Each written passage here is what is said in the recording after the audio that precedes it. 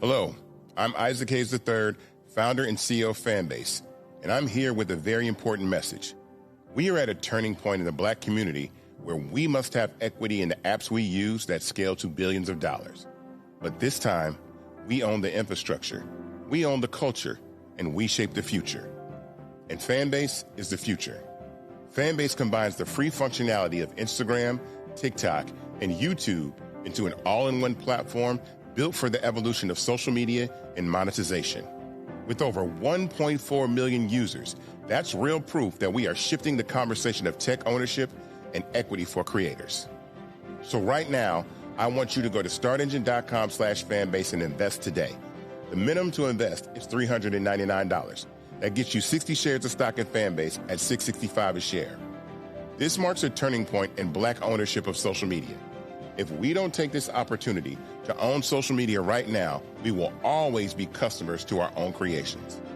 And that can't go on. So once again, go to startengine.com/fanbase and invest today. We must own the platforms where our voices live, our stories matter, and where our culture drives the world. Thank you. Folks, Black Star Network is here. Oh, no punches! I'm real revolutionary right now. Support this man, Black Media. He makes sure that our stories are told. Thank you for being the voice of Black America, Roland. Stay Black. I love y'all. All momentum we have now, we have to keep this going. The video looks phenomenal. See, this difference between Black Star Network and Black-owned media and something like CNN. You can't be Black-owned media and be scared. It's time to be smart. Bring your eyeballs home. You dig?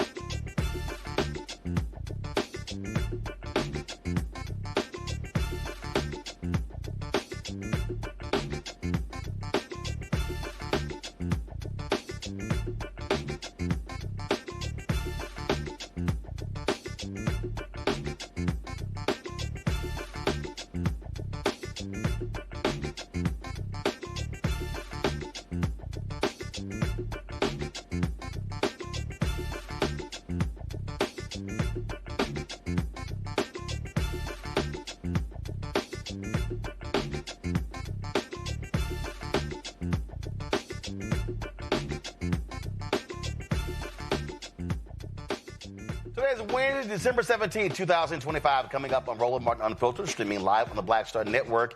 A years-long fight over a charter school in Connecticut results in the black-led charter network suing the state of Connecticut. We'll talk to Dr. Steve Perry about Capital Preparatory Lawsuit. 4 House Republicans bucked Speaker Mike Johnson and side with Democrats to extend the Affordable Care Act subsidies. Hear from GOP members and what's next with millions of Americans' health care on the line. ProPublica uncovers a man-made hunger crisis in Kenya's Kakuma refugee camp after Trump's USAID cuts. Reporter Anna Maria Barry-Jester will join us. Folks, 50 years after the founding of NABJ, we'll talk with the founder, Norma Adams-Wade, right here on the show. Plus, white people are really upset. These racist white folks are really upset that the statue of Robert E. Lee has been removed from the U.S. Capitol because it's replaced by a black woman, Barbara Johns. Also, a white man posted an article talking about how DEI just really hurt so many millennials. And boy, the white people have been posting and going crazy. The entire piece is trash. And we'll talk about it.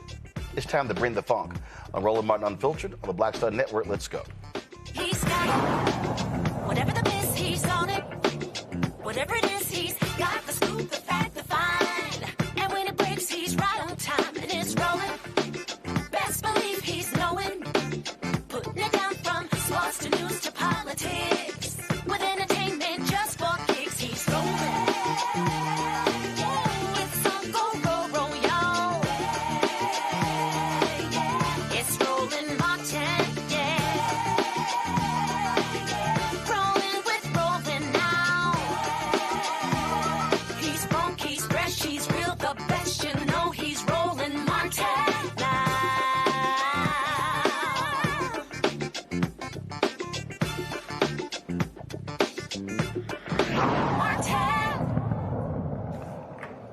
Well, folks, a years-long battle over a proposed charter school in Connecticut has now moved to the courtroom. Capital Preparatory Middletown Charter School in Bridgeport, Connecticut, was approved by the State Board of Education in 2023.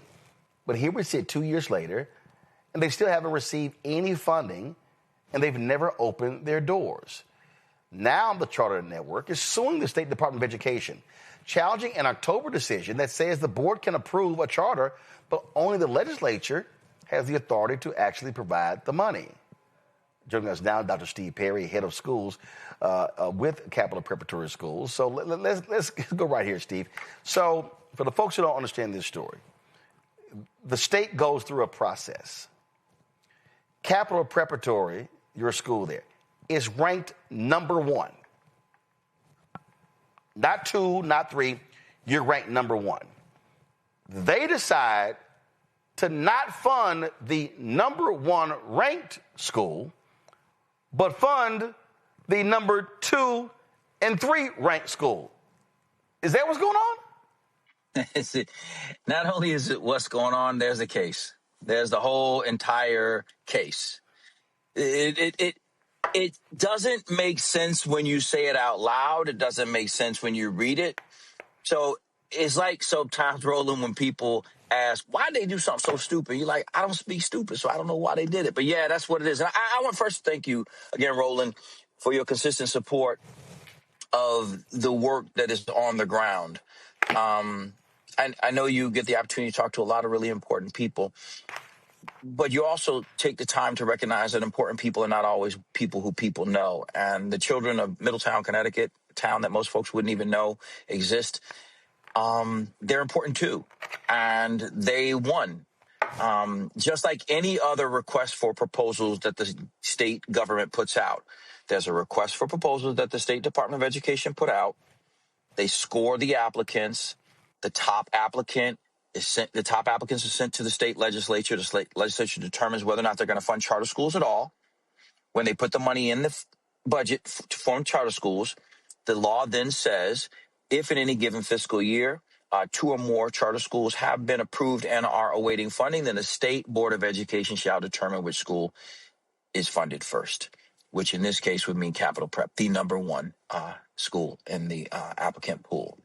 But as a result of some skullduggery by two white legislators, one is named Matthew Lesser, Senator Matthew Lesser, and the other one is Union Boss. She's literally the vice president of the NEA in the state of Connecticut, and she's a state senator. These two people conspired. What's her name? Her name is Jan Hockadell, Senator Jan Hockadell, Union President Jan Hockadell. No conflict of interest there. What they did was they conspired with the Senate leader. His name is Senator Marty Looney. And they agreed that because these two senators,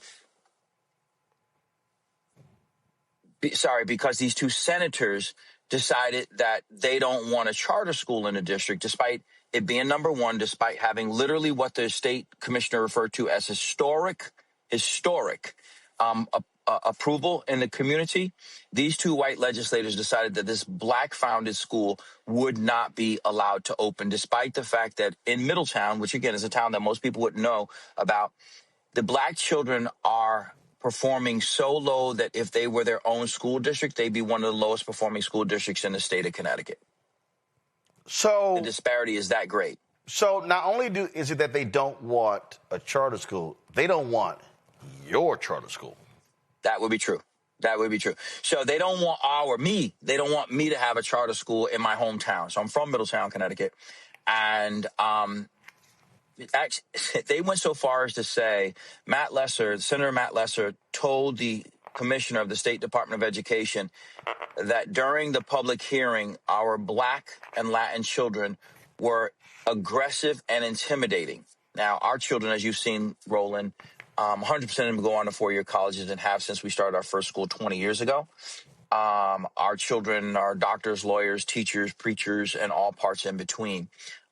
They were there cheering on each other as they spoke extemporaneously about how important it is that, and I got to say it the way they said it, brothers and sisters who we have never even met deserve to have what we have. So even if we never meet them, we understand that it's our responsibility to speak on their behalf. And yes, you see, they are gorgeous. So the state senator who has since claimed that he's Latin, it's fascinating, to get into the Black and Puerto Rican caucus.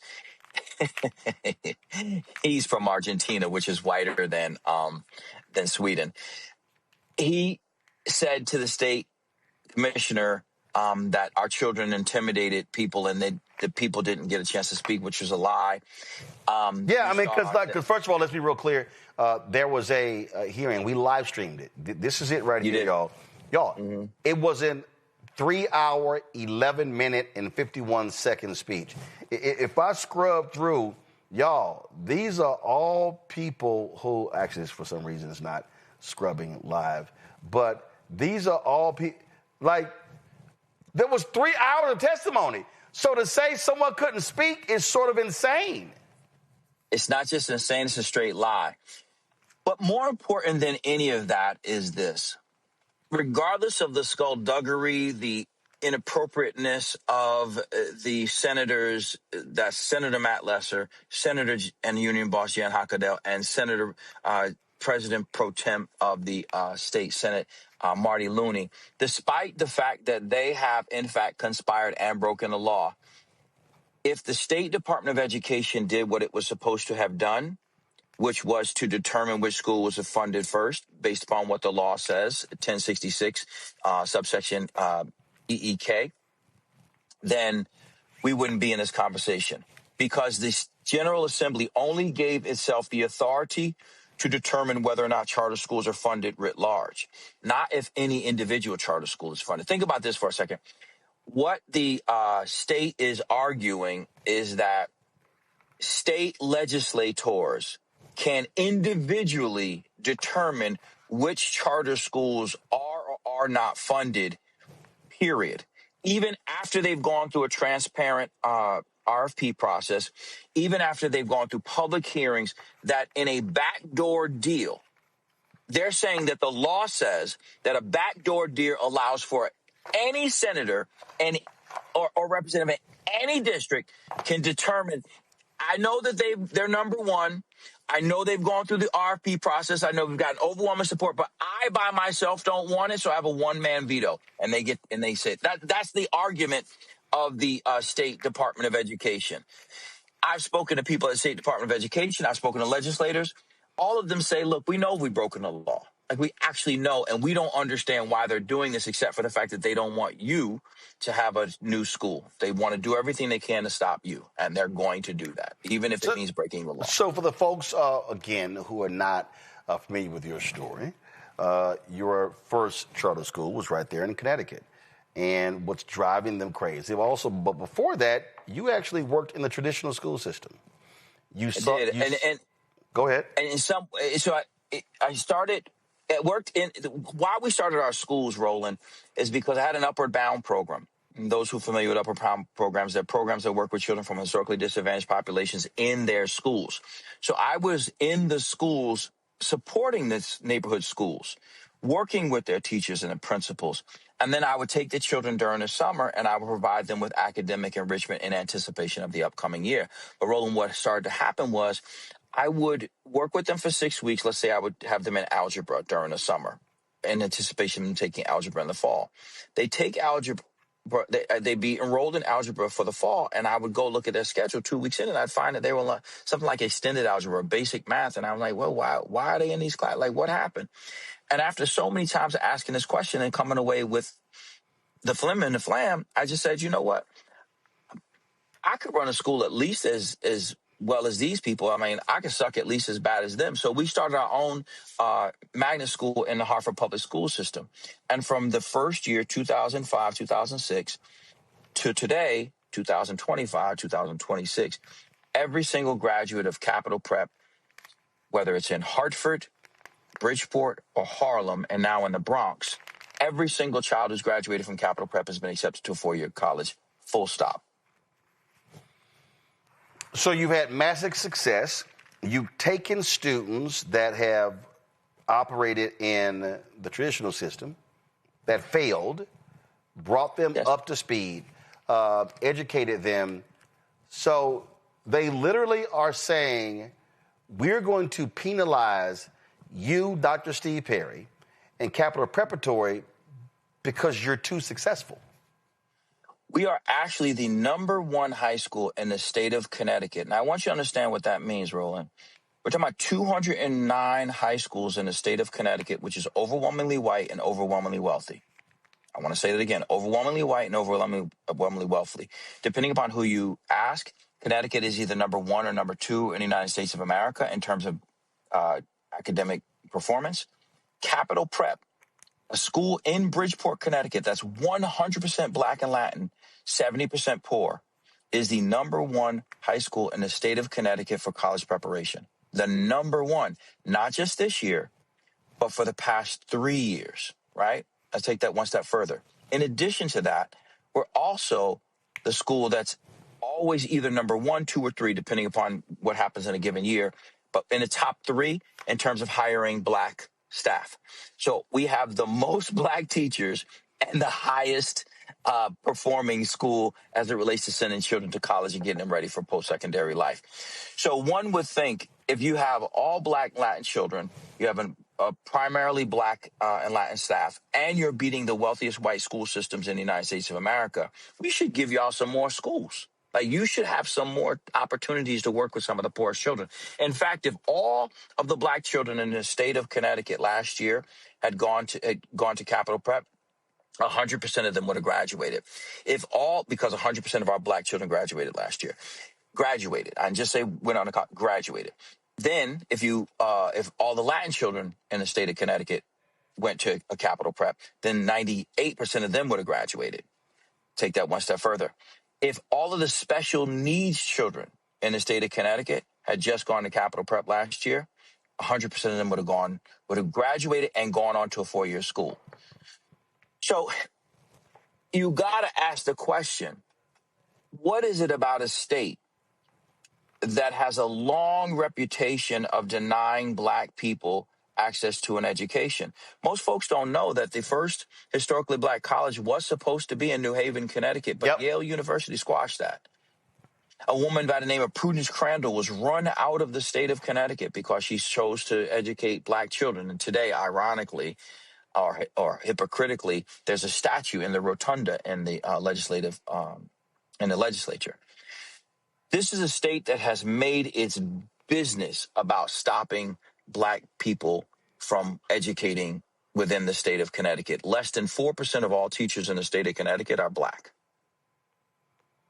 So we have a underqualified state commissioner who is not a serious candidate, should not have ever been made the commissioner, who happens to be of color, who allows herself to be led by her nose by the teachers union.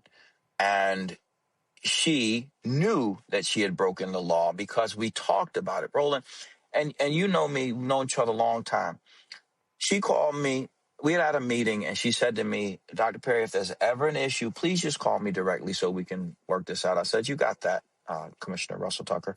So I called her, and I said, this was in December of 2024. I called her December 10th, and I said, I texted her, and then we spoke, and we got on the phone. And I said, Commissioner, I got something to tell you. And she said, what do you got? I said, I think y'all broke the law. She said, what do you mean? I said, well, and I showed her the law that says that if in any given fiscal year 2 or more charter schools have been approved and are awaiting funding, then the State Board of Education shall determine which school is funded first. She said, oh, my goodness, we've never done that. I said, I know. I'm aware of that. And I said this to her, Roland, you shouldn't say that too many times because you're admitting to breaking the law, because it clearly says it. She said, I see why you say that. And so I said, well, if you could, I feel like we have an elegant solution here. The school that you actually did fund didn't open. I don't know if I told you that before. Wait a minute. So they funded a school, and the school they funded, it never opened? It didn't open. It didn't. This is the person you're talking about, Charlene Russell Tucker, here. Go to my iPad, Anthony. This is her. Go ahead. Yeah. So Charlene Russell Tucker told... so I said to her, it says, we got this elegant solution here. You have the money on, like, literally right now to give to us because you didn't spend it in the first place. Why don't we just work something out? You just, you made us wait a year. Not cool, but it could be bygones if you just put us in the next agenda so that you can vote on it. We thought we were moving forward, Roland. We thought it was going to be a real easy conversation among adults acting like adults. But then we got on a call, and she and her attorney, Mike McKeon, who was a joke, got up there. And during that call, he said, I understand. I see both sides of this. And we thought that we were moving in a reasonable direction. Members of her team even approached her. I know because we know a lot of the people on the inside of her organization. And member at the State Department of Education said, Russell Tucker, he's right. The state board should have selected. And if the state board selects, then they have to choose a number one applicant, which in this case is Capital Prep. Now, keep in mind, Roland, I never said that we shouldn't give money to the second school. I want you to completely understand that. And I still don't say it now. I mean, it's not their fault that they got the money the wrong way. They didn't do anything to anybody. They just, the children in New Haven should get that money too. Yeah, but the second school still never opened. It didn't. It has since opened just this fall. Got it. It just opened this fall, but it had not opened for 2 years. No, it had not opened. And here's the big problem right here. While they're messing around, screwing y'all, they're screwing the students who could be getting a high quality education. So the children in Middletown, again, I want to say this. Middletown is the town, people know Wesleyan University, that's in Middletown. The achievement gap between the black children and white children in Middletown is so vast that Middletown has been named an alliance district. And what that means is that it's one of the lowest 35 districts in the state of Connecticut. And the achievement gap is so vast that it bears additional resources by the State Department of Education through another designation of the Commissioners Network. So it's in both of those. So the state already acknowledges that this town is in trouble. So the state, let's just be clear. So the state is spending more money than allocated to educate children in this city, and they're still failing, but they would rather deny the #1 ranked school an opportunity to open another school because they actually don't want you to be even more successful. They don't. I wish I meant that much to them where it was me. I just think that, to borrow from the old Kanye, they just don't care about black people. They really don't. Roland, the largest ministerial alliance from the county, which is black, they're behind this. They're the ones, Roland, who called me. And they said, Elder Harville said, you're opening these schools in Hartford, you open these schools in Bridgeport, you from Middletown. My family goes to his church. Many of my family members were both married and buried in his church under his stewardship. He wasn't being disrespectful, but he was saying, somewhat disrespectful for you to keep opening schools everywhere but home. And that was a fair critique. You know what I'm saying? The longer part of it was I didn't have an opportunity because of the way that they did RFPs. But that's not the point. The point that he was making was an honest point, which is, you go in the Bronx, you go to Harlem, you open a new school in New Rochelle. You open all these schools in other places, but you're not even coming home first. And so I acknowledge that, and the community came out. The community has come out consistently. That's why tomorrow we're having a press conference, and I won't be speaking at it. It's all community members. It's just the community speaking boldly and impassioned about what it is. Nobody wanted to sue the state. This is weird. So the state, this is stupid. So the state legislature that's blocking it, do they represent this area? They do. They do. In fact, and this is where it gets gross, Roland, and this is where we need to start calling out our community. To vote people out. Yeah, vote people out. But before we vote people out, Roland, there's this Senator Matt Lesser. He was somebody who this particular church that I'm talking about, they honored. He would come in with his little goofy citation and, whatever citation they give him, whatever. And they treated him like a brother. And so much so that when they pulled him aside, they said to him, "Are you really serious?" What they said to him in a meeting, again, that I wasn't even a part of. They said to him, "This is not Dr. Perry's school. This is our school. We called him to do this. He works for us." And what Matt Lesser said to Elder Harville, he said, "You are beating a dead horse in his sanctuary." Wow. This is a man who has been in there glad-handing. If you were to go on his website, you see pictures of him there. He has used black people. He continues to use black people. And what Elder Harville said, he said, "We don't ask y'all for nothing. We do everything you ask us to do. And all we're saying is we're not even taking anything from you guys. We're just saying we want to do our own school. We want to serve our own children." Matt Lesser has done everything he could to make sure that doesn't happen. So people like him tend to hide back in the shadows, and we don't know who they are. That's why I'm saying his name. I'm saying his name so that people can understand that this clown, and he is a clown, is somebody who is openly working against the black community. Because if he were a true representative, he would have to do the following. He'd have to say, wait a minute, y'all won fair and square. Even if I don't want a charter school, you won. So it is what it is. But that's not what he's doing. That's not what he's doing at all. The reason why we're suing is because he started the breach of the law. But the real reason is the commissioner and the State Department of Education had the opportunity to right this wrong. Even the governor, Roland, you won't believe. So even the governor now got himself ensnared in this. And now he's taking this stance. And everybody knows that Governor Ned Lamont does not have a real strong footing in the black community. He's a Democrat, so he gets it just by default.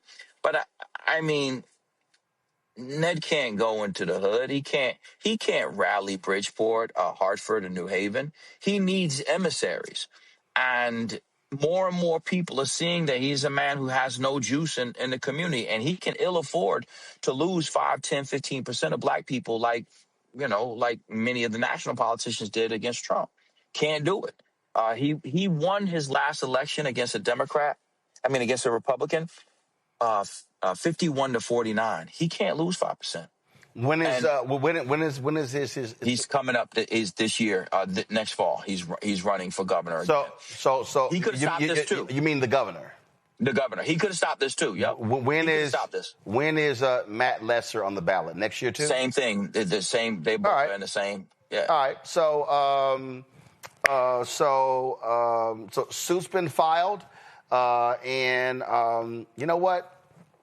I think we might want to do a road trip. Come on up. And potentially do a whole broadcast from that church. And invite the governor, and invite Lesser, and invite all the folks involved, and have them look these people in the eye and say, why are you denying opportunities? So, yeah, we'll work on that. Let's do that. Steve Perry, I appreciate it, man. Thanks a lot. Thank you so much. Take good care of yourself, folks. Going to a break. We'll be right back. Roland Martin Unfiltered on the Black Star Network. Said the quiet part out loud. Black votes are a threat, so they erased them. After the Supreme Court gutted the Voting Rights Act in 2013, Republican legislatures moved fast. New voter ID laws, polling place shutdowns, purges of black voters from the rolls. Trump's Justice Department didn't stop it, they joined in. In 2018, his DOJ backed Ohio's voter purge system, a scheme that disproportionately erased black voters. Their goal, erase black votes and political power. Yeah, that happened. These are the kinds of stories that we cover every day on Roland Martin Unfiltered. Subscribe on YouTube and download the Black Star Network app. Support fact-based independent journalism that centers African Americans and the issues that matter to our community.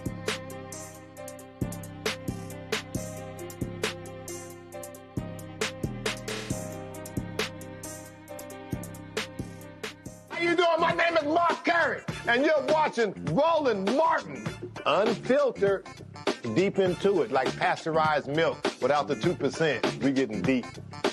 You want to turn that shit off? We're doing an interview, motherfucker.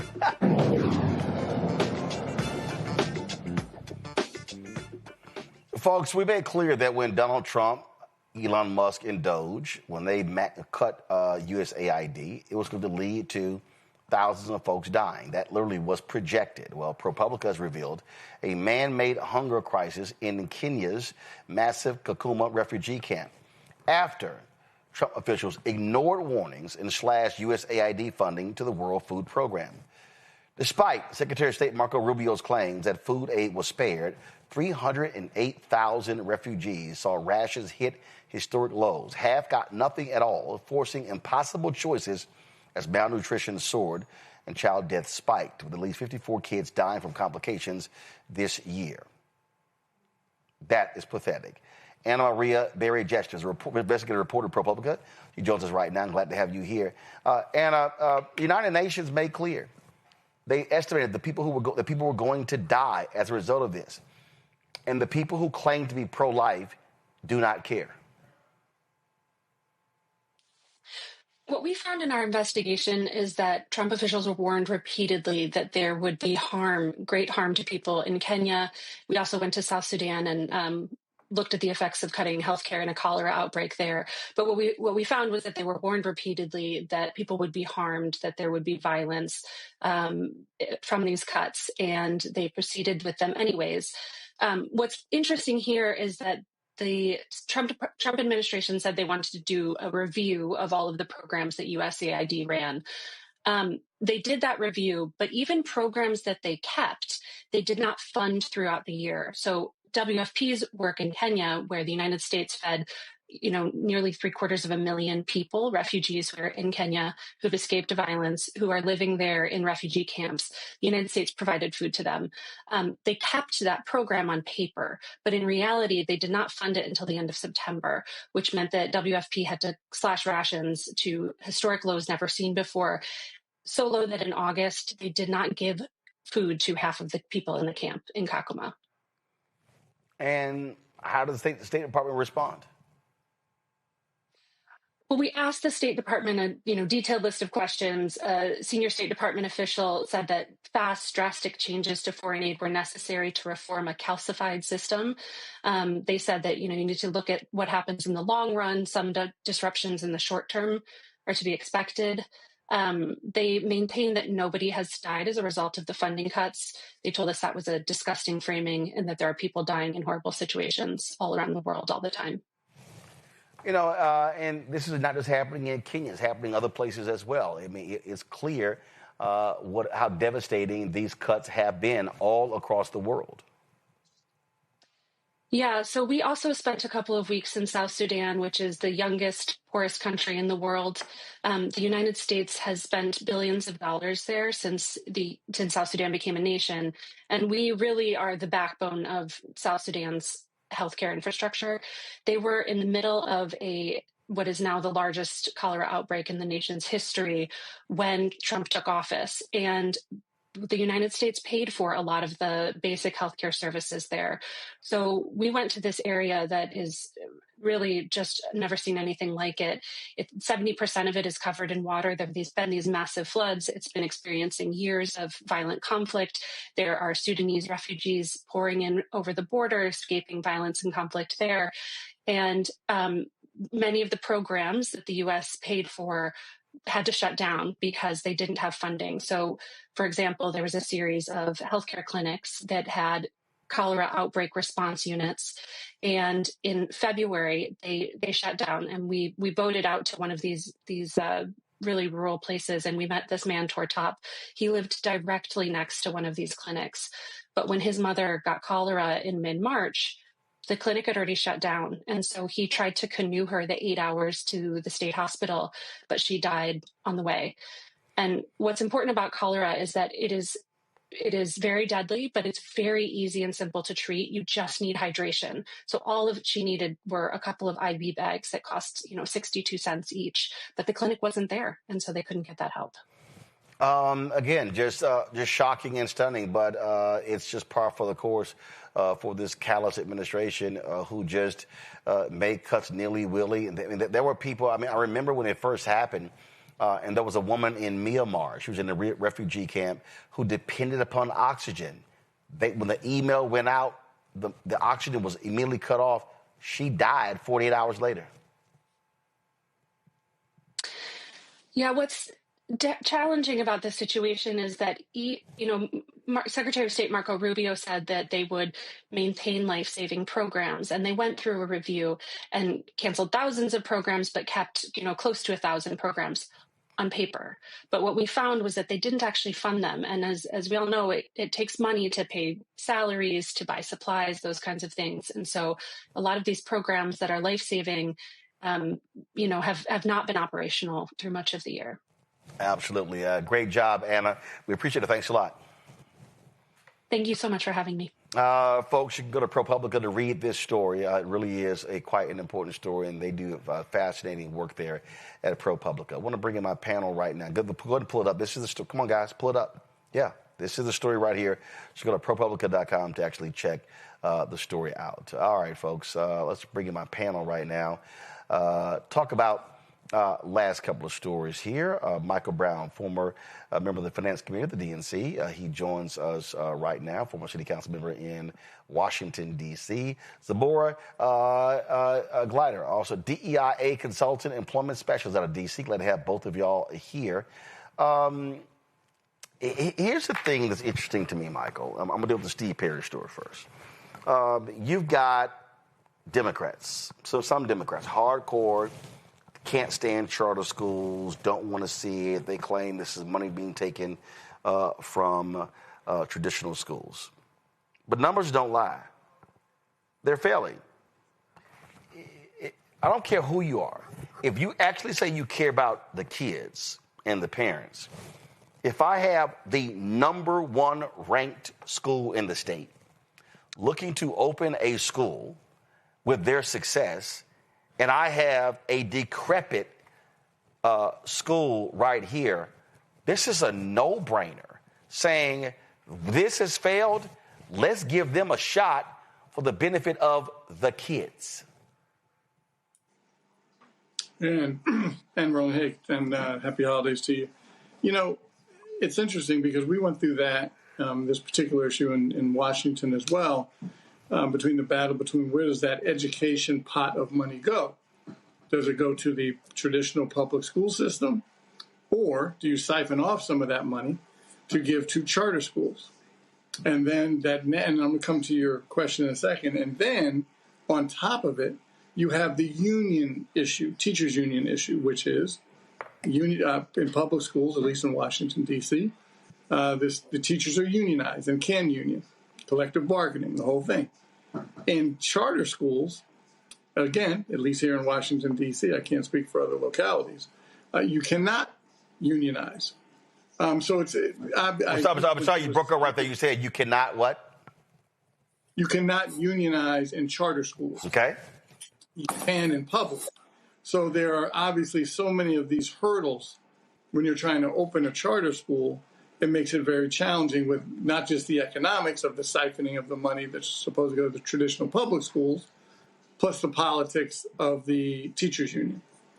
Specifically to the Connecticut issue, it's strange to me that if that school is so successful, it would seem to me elected officials and stakeholders would want to cut ribbons, every week at that school to brag about how well it's doing, rather than while they're doing it this way. So that part, I just don't understand the politics of it to be so egregious about this particular school, especially since it's doing so well. Zamora, what makes no sense to me is if you actually care about education, you want what's best for the kids. And I still don't get, how do you skip a whole review process, and you come out number one and you skip them, but you give money to the number two? Yeah, that definitely doesn't make any sense. It's like you already know that these are the rules and the laws are set in place for a reason. And the school is doing significantly better than most schools.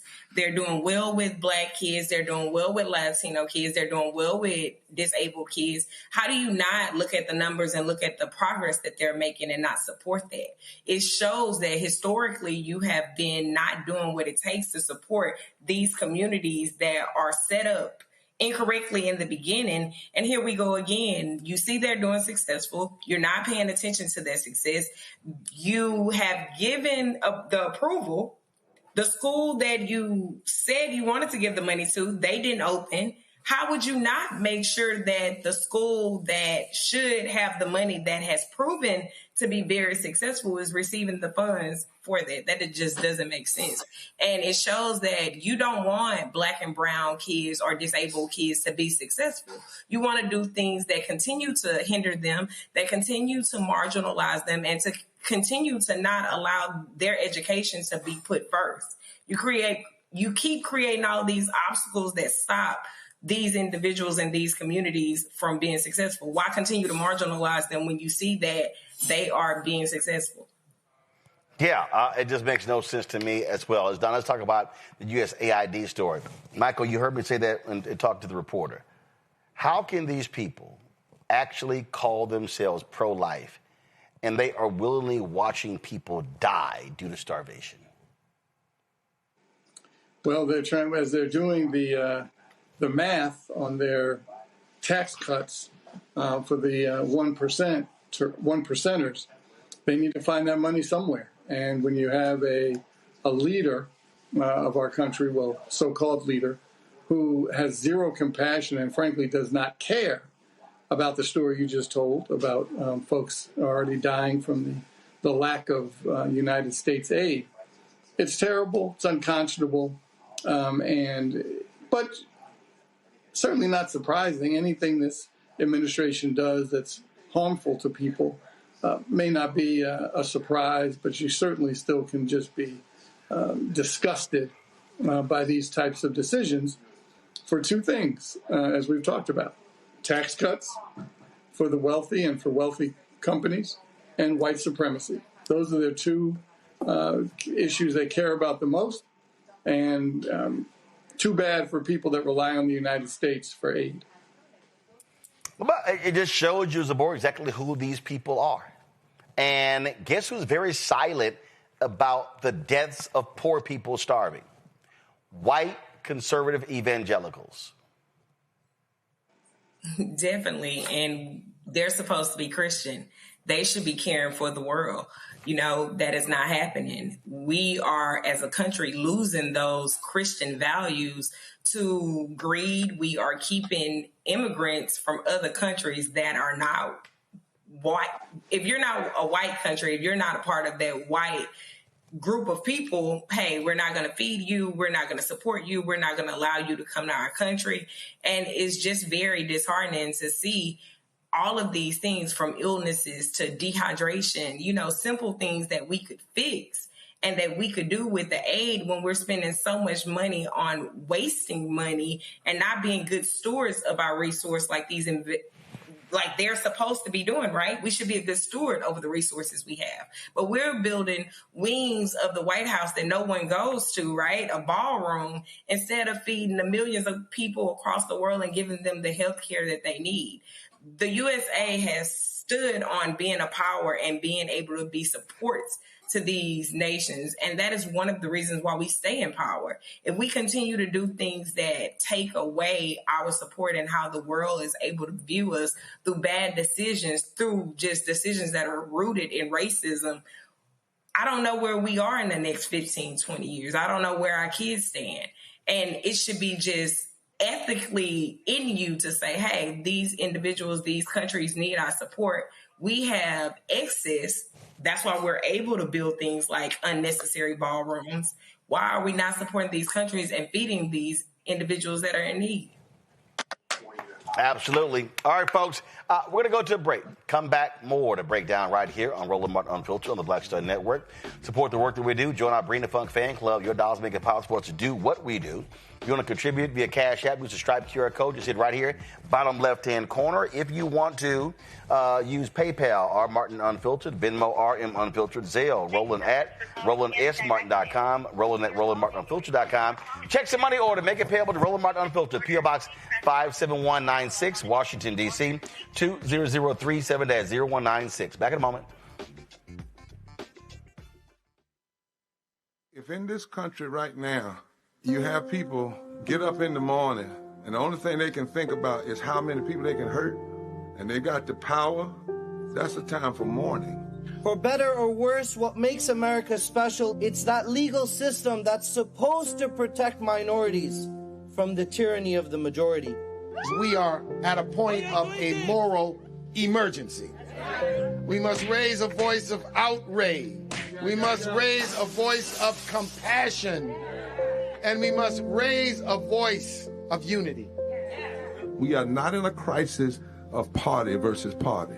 We are in a crisis of civilization, a human rights crisis, and a crisis of democracy itself. And guess what? You've been chosen to make sure that those that would destroy, those that would hate, don't have the final say, and they don't ultimately win. This week on The Other Side of Change. Book bans, anti-intellectualism, and Trump's continued war on wisdom. This is a coordinated backlash to progress. At the end of the day, conservatives realized that they couldn't win a debate on facts. They started using our language against us, right? Remember when we were all woke and the woke movement and all that kind of stuff? Now everything is anti-woke, right? When we were talking about including diversity, equity, inclusion, and higher education, now it's anti-DEI. All this are efforts to suppress the truth because truth empowers people. You're watching The Other Side of Change only on the Black Star Network. Hey, what's up, everybody? It's Godfrey, the funniest dude on the planet. And you're watching Roland Martin Unfiltered.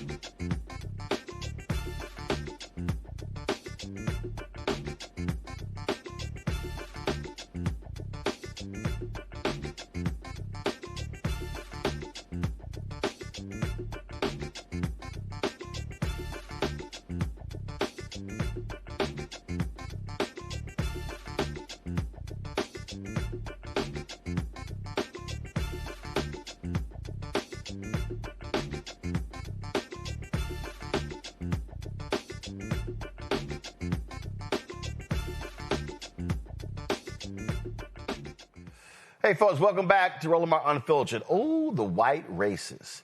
Y'all, they are beside themselves. When I say beside themselves, they are angry and upset. That's because on Capitol Hill the other day, I go to my iPad, there was the unveiling of a statue. This is a statue of Barbara Johns. She was the African-American woman who led the effort to desegregate Virginia's schools. Now, what they did was they replaced the statue in the Capitol of the white domestic terrorist General Robert E. Lee. Now, here's the deal. Each state in Statuary Hall, each state gets to actually have two statues. They get to pick. And so what Virginia chose to do was replace the statue of Robert E. Lee. And this is video that Senator Tim Kaine shot of his statue being removed from Statuary Hall and replaced with Barbara Johns. And Tim Kaine, the senator, said at 4:30 a.m. on a night in December 2020, I recorded the removal of the Robert E. Lee statue from the U.S. Capitol. Today, he'll be replaced by Barbara Rose Johns, who led a protest of conditions in her all-black school in Farmville that eventually helped end segregation in America. Now, that's great news. But boy, if you look at Twitter, ooh, the racists are upset. Ooh, these white folks are just mad, foaming at the mouth, saying Robert E. Lee was a distinguished American. We all know who he is. Who is this woman? We don't know some Barbara Johns. I mean, they have been acting a fool. And, of course, the usual suspects, racist, Matt Walsh, and others. They've been doing their thing. Look at this here, this Breonna Lehman. Robert E. Lee was a symbol of reconciliation and deserved to be recognized for it. He was a white domestic terrorist. That's who he was.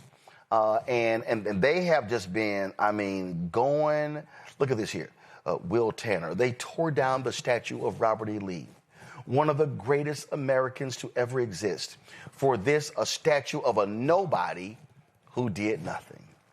Everyone clapping or participating is far more of a despicable traitor than any Confederate. Oh, y'all, it gets better. I mean, there's so much of this trash. Look at this here. Matt Walsh, again, absolute racist Matt Walsh. Nobody knows who Barbara Rose Johns is. Robert E. Lee was about 1 million times more historically significant. He was also 1 million times more honorable and courageous than all of the politicians applauding in this video. Their racism is just overflowing. And see, Zabora, here's why. Because you got a white supremacist sitting in the White House. You got Stephen Miller. What Donald Trump has done, he said, guess what? If you want to be racist, I give you permission. In fact, I'll hire you. I'll promote you. I'll promote your ideas. That's what we've got going on here. Pure and simple. Yeah, but this statue says it all, right? This is what we need. We need the moments like today that we are able to say, we're not going to forget our heroes. Yeah, you may not know her because our history is being suppressed. In a day and age where you're trying to shut down our history in our museums, where you're suppressing our voices in research and in colleges all over the U.S., you're right. We're going to celebrate her. We're going to make sure other people know who she is and get him up out of here. He don't need to be there. He's been there too long. We've had enough of the racists having these statues and these monuments, and people are just really praising them when in reality they did things to destroy our communities. And to see without people like Ms. Johns, guess what? We don't have Brown versus Board of Education. We don't have, this lets us know that we have to keep fighting. We are in a place where even when the racists look like they're winning, we're still having victories. And without our fight, without our heroes, like, Miss Barbara Johns, guess what? We don't know our history. So thank you for putting the statue up. Thank you for getting it right once in this administration, even though it's not really them, but still, just for Black girls, for young girls to be able to see that we've always led movements. Our young people have always been at the forefront of change, and we're going to continue to be. Michael, this is a right white wing pastor in Arizona. Part of what makes a nation is its heroes. Not everyday heroes, which is a left-coded phrase attempting to make ordinary people feel better about themselves, but extraordinary heroes who accomplish something 99.9% of ordinary people never will. Barbara Rose Johns is an everyday hero who ought to stay among her class of the ordinary. Robert E. Lee was an extraordinary hero who should be remembered by national memorials and statues. What and who we celebrate matters. This woman, as kind as she may have been, is a grain of sand compared to the virtuous mountain of General Lee. Is it any shock that the right white wingers loves them a Confederate general who wanted to keep Black folks as slaves? Not a surprise at all. And I think it's wonderful for Miss Johns and her family that they now have a presence in Statutory Hall on Capitol Hill. But it also shows that elections have consequences. Can you imagine if Tim Kaine was not in the United States Senate representing the state of Virginia? Then maybe a Republican would a Republican would have kept Robert E. Lee up in Statutory Hall. The second question I have, Roland, I've never understood this question, and your description of Robert E. Lee is exactly right. He's a white domestic terrorist, period. So if that's the case, does that mean he likes terrorists, this particular person likes terrorist organizations and think that they should have a role? Like, should we have a statue of some folks that have hurt the United States, terrorists that have hurt the United States? Of course not. If you find that in Israel, you will not find any statues of anything related to the Third Reich in Israel. Even in Germany, you don't see that. But not here. Here, we make exceptions and say, oh, Robert E. Lee and Jefferson Davis and these terrorists, they want them to have presence. Now, we do remember a time when those statues were first being taken out of particular places, that they were sent to another place. So if there are folks that would like to pay tribute to, I guess, their heroes, you can go find that somewhere, but not really in a public square, which Statutory Hall is, for any terrorist that should be standing there to be memorialized. So good for Ms. Johns, happy for her family, and happy for how she fought. Not just for us, but for the country. Because keep in mind, African-American or Black heroes are U.S. heroes. And so good for Ms. Johns. Absolutely, absolutely. All right, Mike, I know you got to go. I appreciate you joining us. Thanks a lot. Folks, going to a break. We'll be right back. Roland Martin Unfiltered on the Black Star Network. Next on the Black Table with me, Greg Carr. America is being reshaped in real time by a group of 6 people, unelected and without any checks and balances. By the end of the current Supreme Court session, education, the workplace, who gets to elect our leaders, and so much more could radically change. This week, we reconvene our legal roundtable and look at what the new America may look like and how we should respond. That's next on the Black Table, right here on the Black Star Network.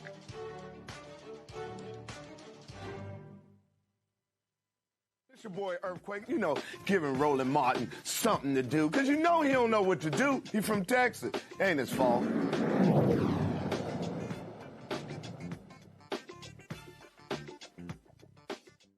Folks, joining us right now is one of the founders of the National Association of Black Journalists, Norma Adams-Wade. Norma, glad to have you here. I want to bring you in on this very story we were talking about, again, just right there.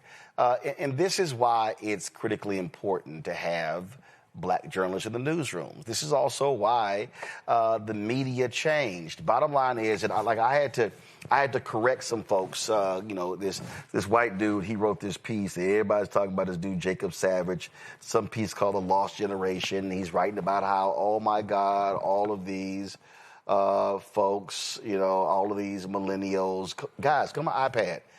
All of these millennials lost. They couldn't get jobs during, because of DEI. And they're bemoaning, oh my God, how in newsrooms and in academia, how these things, how they just, it wasn't merit. And Norma, I'm sitting there listening to this trash. And I'm like, where were y'all in these all-white newsrooms in 1975? In 1979, in 1980, in 1985, in 1990.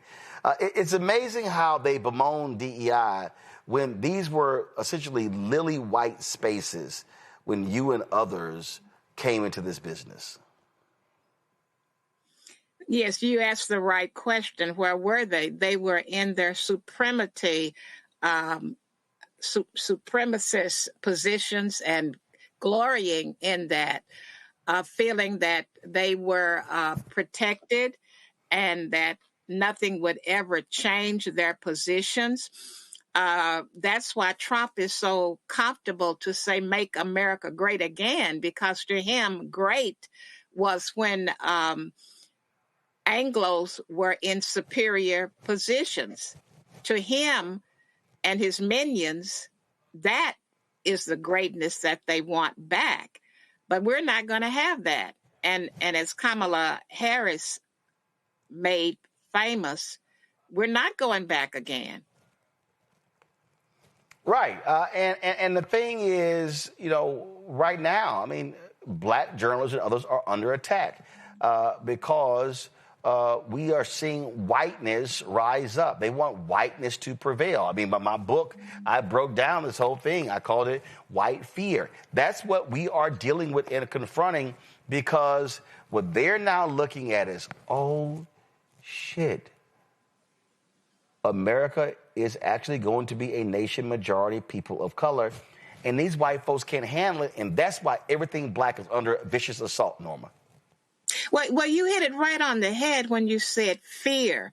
That's the operative word. This is all about the fear of losing power, the fear of losing supremacy.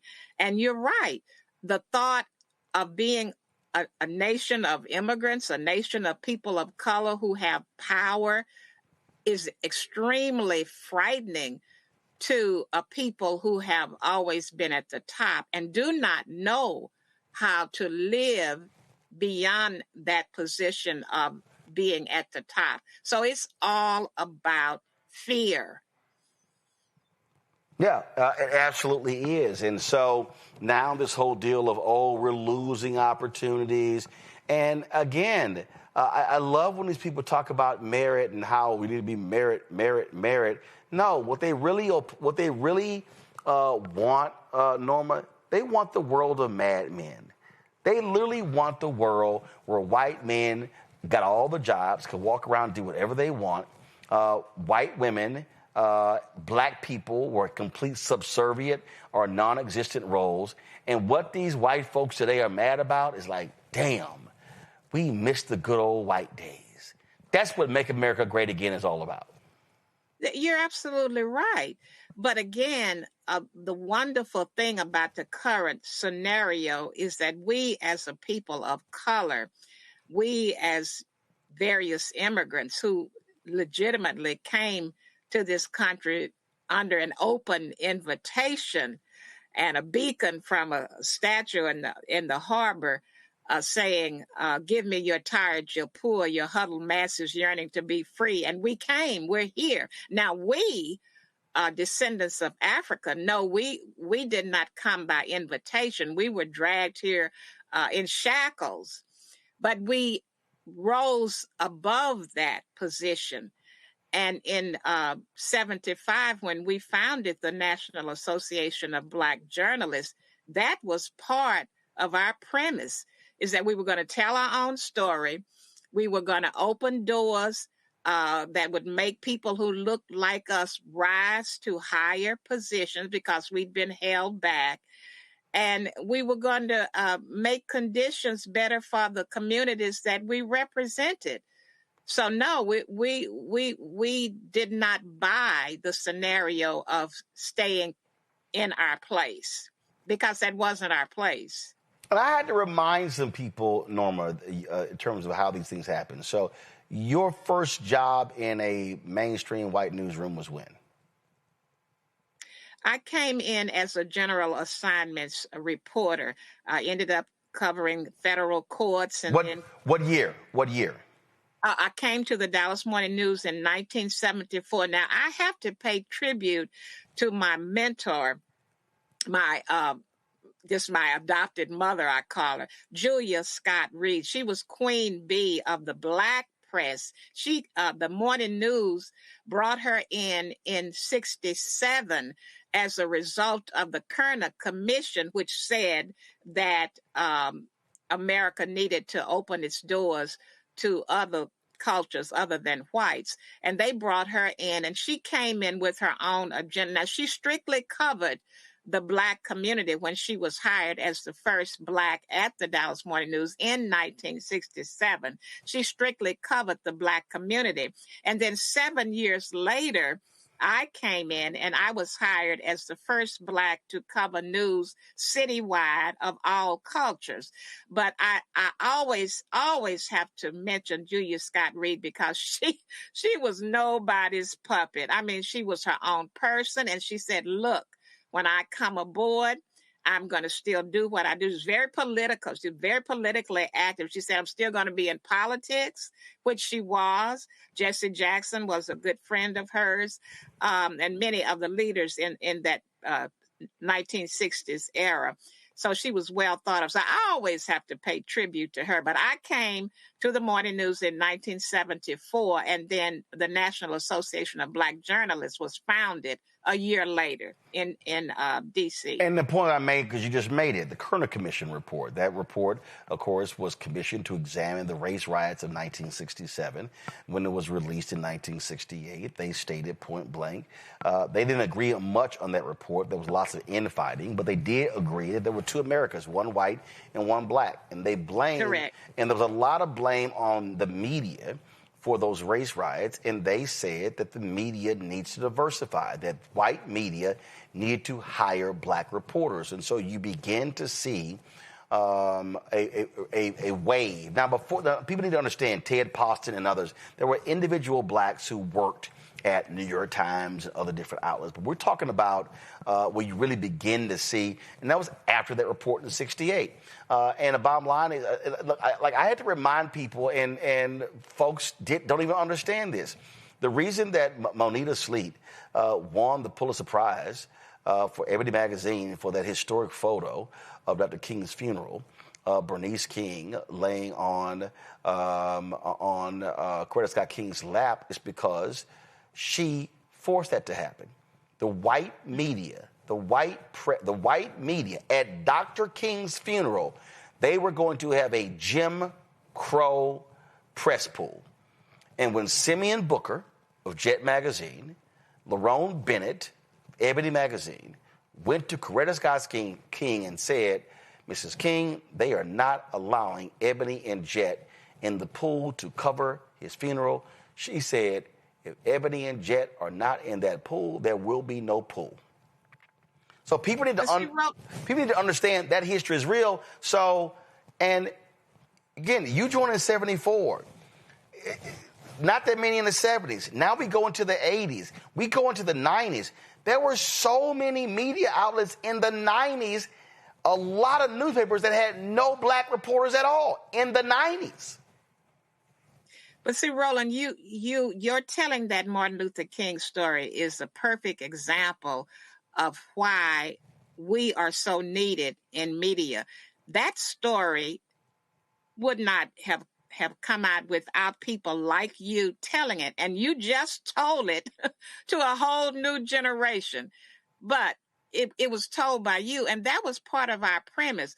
We came in 75, we came as a bunch of griots who were used to telling our stories to our people.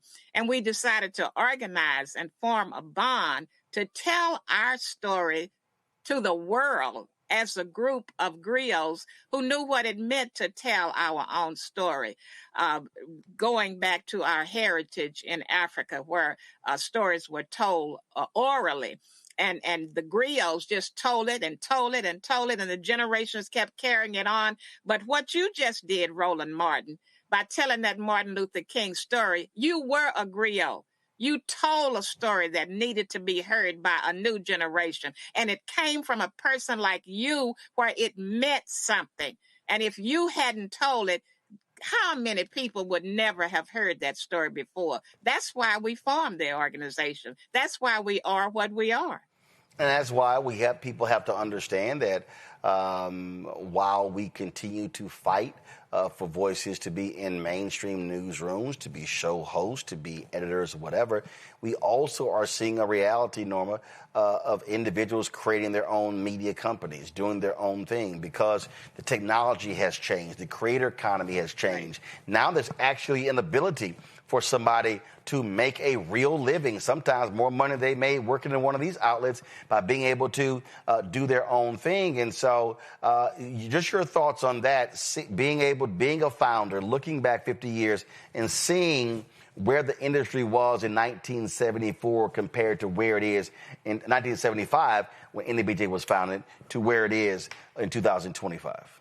I wish the public could see this industry from my eyes, from that perspective of looking back over 50 years. And when we gathered in that room in D.C. and signed that document and say, yeah, we want to organize, we had thoughts about our people owning our own and making our own decisions and rising to the top. But here it is. It really kind of took 50 years. It really kind of took 50 years for me to see what we saw in our mind's eye back then. But now I'm literally seeing it with, technology. And I'm not a tech person. I'm an old school person. But when I see what we have been, the progress we have been able to make in communication, to tell our own story, and that now someone can go on social media and literally tell their story rather than having to do it through a media outlet. But if you could look back through my eyes of seeing this from 50 years ago, when we just talked about it as if it was a Never Never Land premise, but now it is actually happening, and my mouth is open constantly. My mouth is open constantly when I see from where we have come and what we've now been able to accomplish. And yet there still are limitations. Oh, absolutely. Absolutely. And our voices absolutely matter. And we have to recognize that if we are not positioning our voices in these spaces and actually using them, there are going to be problems. Zabor, you have a question for Norma Adams-Wade. Yes. First of all, thank both of you all, because I've learned so much just in listening to this. With you being here in different eras and just thinking of the era that young journalists are in now, what do you suggest could help them carry them through these changes and difficulties that they're experiencing in media as young Black professionals now? You know what my response to that is? That young journalists should be who they are. I am so impressed with the self-confidence, I guess is the best word for me to use, self-awareness, the self-awareness of this generation of journalists. They just need to be who they are and do what they want to do, which they're going to do. I am convinced this generation will do what it wants to do. Yes, the limitations, the DEIs and all of that, the banning and the barriers, they'll be there. But I am convinced that this generation with this chutzpah is going to do what it's going to do. I think we'll be okay. The battle has never been easy. This battle is just different. instead of having to fight in the streets with picket signs. This generation will fight digitally and advance through AI.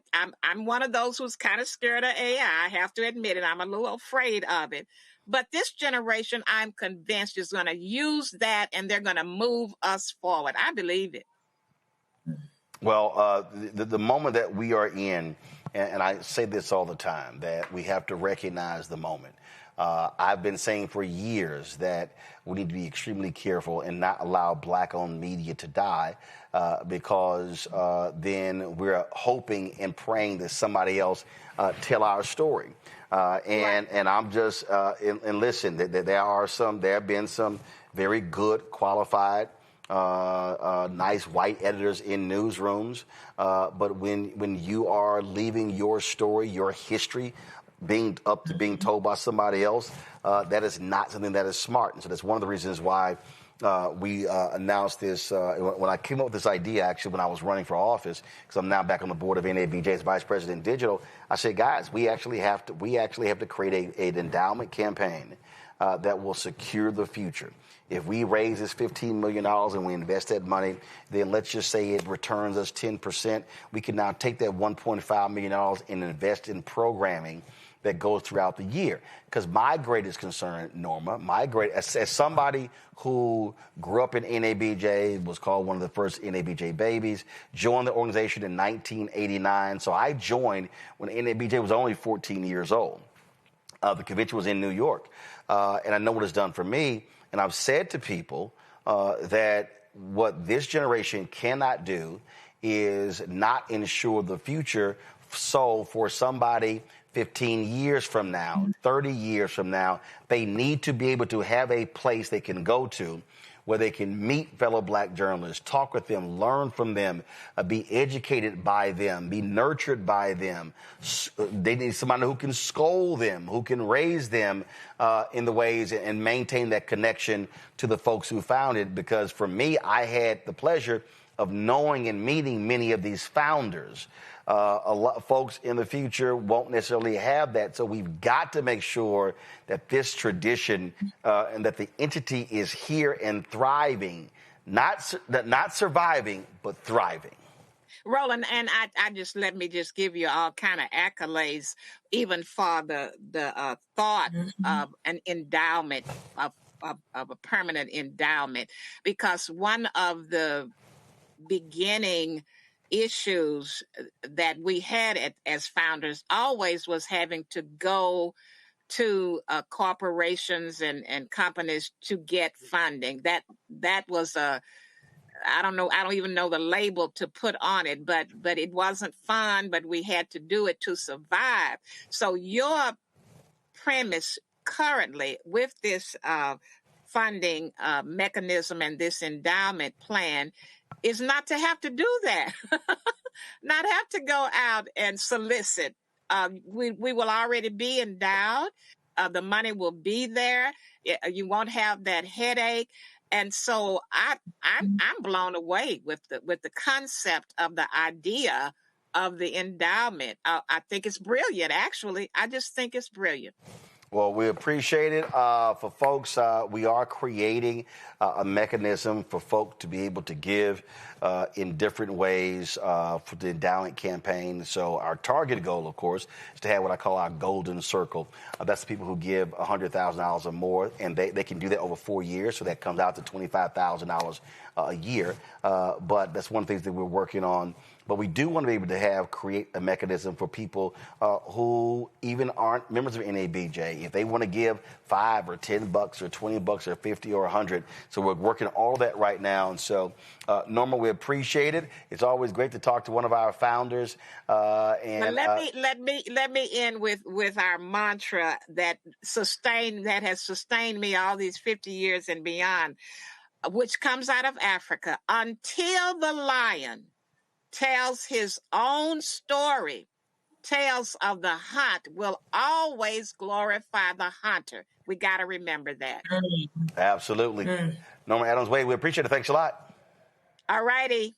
Thank you very much. Folks, you want to get more information, go to nabjonline.org, nabjonline.org. We come back, headlines, Black Star Network headlines with Brittany Noble. You're watching Roland Martin Unfiltered on the Black Star Network.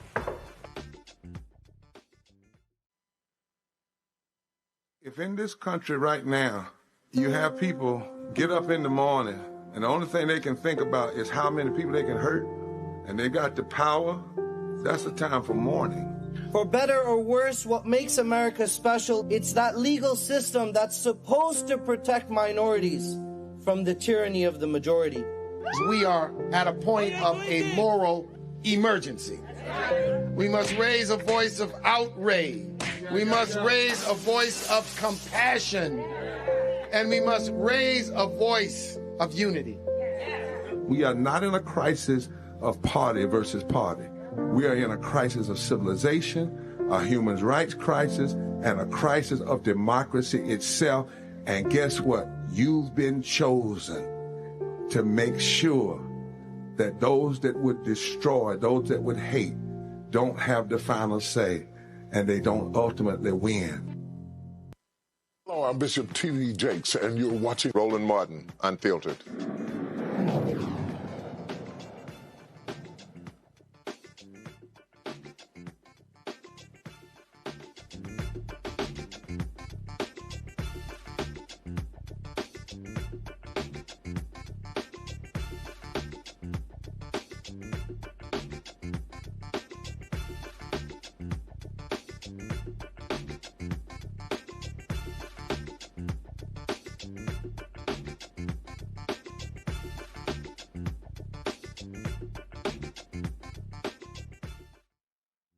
Black Star Network headlines with Brittany Noble. Roland, next month, a notorious slave site in St. Louis will be formally recognized with a plaque. Before the Civil War, Bernard Lynch operated slave pens, the largest one beneath what is now a parking garage. After the killing of George Floyd in 2020, then state representatives Trish Gumby and Rasheen Aldridge called on St. Louis Cardinals to help fund a plaque acknowledging the site across the street from the stadium. The Cardinals declined to participate, but the Missouri Historical Society and the Missouri Foundation for Health agreed to step in to help. As the Trump administration ordered federal agencies to eliminate what it calls illegal diversity, equity, and inclusion efforts, a new ProPublica investigation found more than 1,000 nonprofit organizations quietly removed DEI language from their mission statements filed with the IRS. Some organizations went further with new job titles, scrubbing diversity initiatives from their website, along with commitments to building more inclusive institutions. Well, a group of students and professors at Alabama's public universities is asking a federal appeals court to block a new state law that bans diversity, equity, and inclusion initiatives in public education. The law prohibits public schools and universities from using state funds for any programs or curriculum that endorses so-called divisive concepts related to race, religion, gender identity, and other protected categories. Well, Antonio Ingram, an attorney with the Legal Defense Fund representing the plaintiffs, says that the statute is vague, leaving faculty vulnerable to complaints and investigations, limiting their ability to teach. Well, the founder and curator of the Black History 101 Mobile Museum says Texas State University abruptly uninvited him from a planned campus exhibition. In an email, Khalid El Hakim said university officials cited Senate Bill 17, the state's political climate, and certain topics covered as part of the museum as reasons for the decision. El Hakim founded the Black History 101 Mobile Museum while working as a middle school teacher after noticing just how much Black history was missing from standard curriculum. And Representative Ilhan Omar says her son was pulled over in Minnesota by Immigration and Customs Enforcement agents and asked to show proof of citizenship. Omar, who immigrated to the United States as a child after fleeing Somalia's civil war, accused ICE of racially profiling members of the Somali community. They're looking for young men who look Somali that think they are undocumented, she said. Those are the headlines for today. You are watching Roland Martin Unfiltered on the Black Star Network. We'll be right back after the break.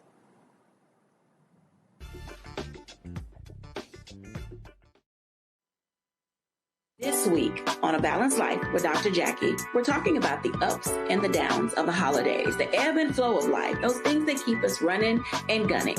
But you know there comes a time in each of our lives where we need to just sit down sit back, and relax, giving you a chance to really find out who you are and how you're going to move your life forward. How do I learn? How do I grow from this? And that's where, resilience comes.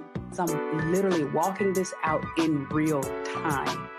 It's just giving myself all the grace, all the space, all the permission that I need. We're talking about all of these things this week on A Balanced Life with Dr. Jackie here on Black Star Network.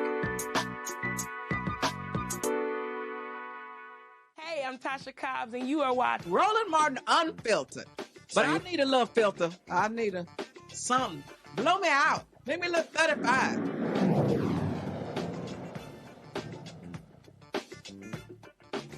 All right, folks, House Republicans, 4 of them, broke with Speaker Mike Johnson, handing Democrats the votes they needed to force action on Affordable Care Act tax credits. That's right. The lawmakers, Brian Fitzpatrick, Mike Lawler, Rob Bresnahan, and Ryan McKenzie signed on to a discharge petition led by Democratic House Minority Leader Hakeem Jeffries that pushed the petition past the critical 218 signature mark, setting up a likely vote in early January. Now, the GOP health care bill, if it moves forward, the measure would extend the Affordable Care Act's enhanced tax credits for 3 years. Those subsidies are set to expire December 31st, and without them, millions of Americans could see their health insurance premiums jump sharply. Mike Johnson is brushing aside claims he's lost control of the House.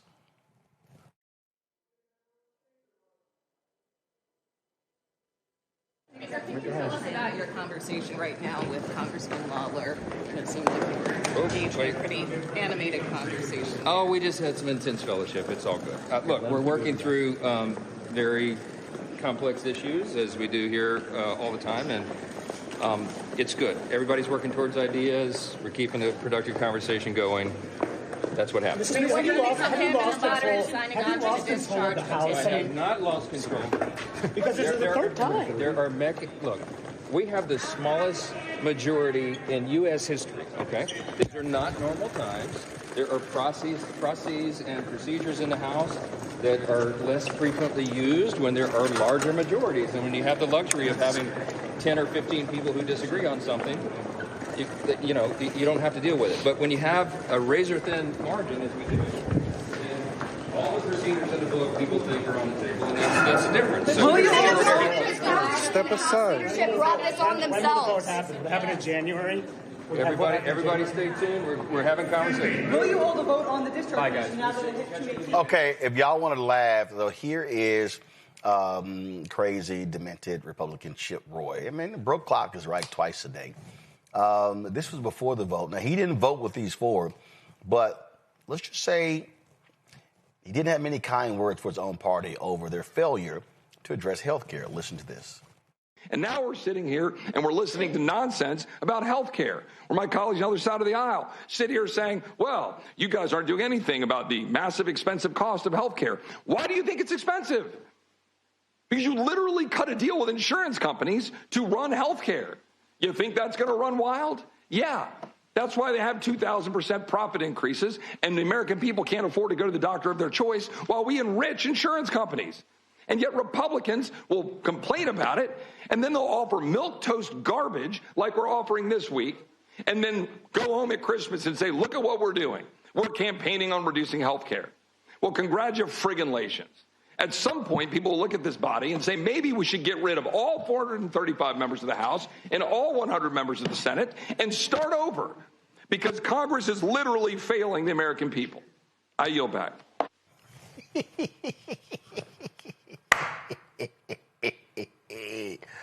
Oh, here's Congressman McGovern roasting Republicans on the House floor. 2016, then presidential candidate Donald Trump said, we're going to replace Obamacare with something so much better. Nothing followed. On February 27th of 2017, the president said, we have a really terrific, I believe, health care plan coming out. Never did.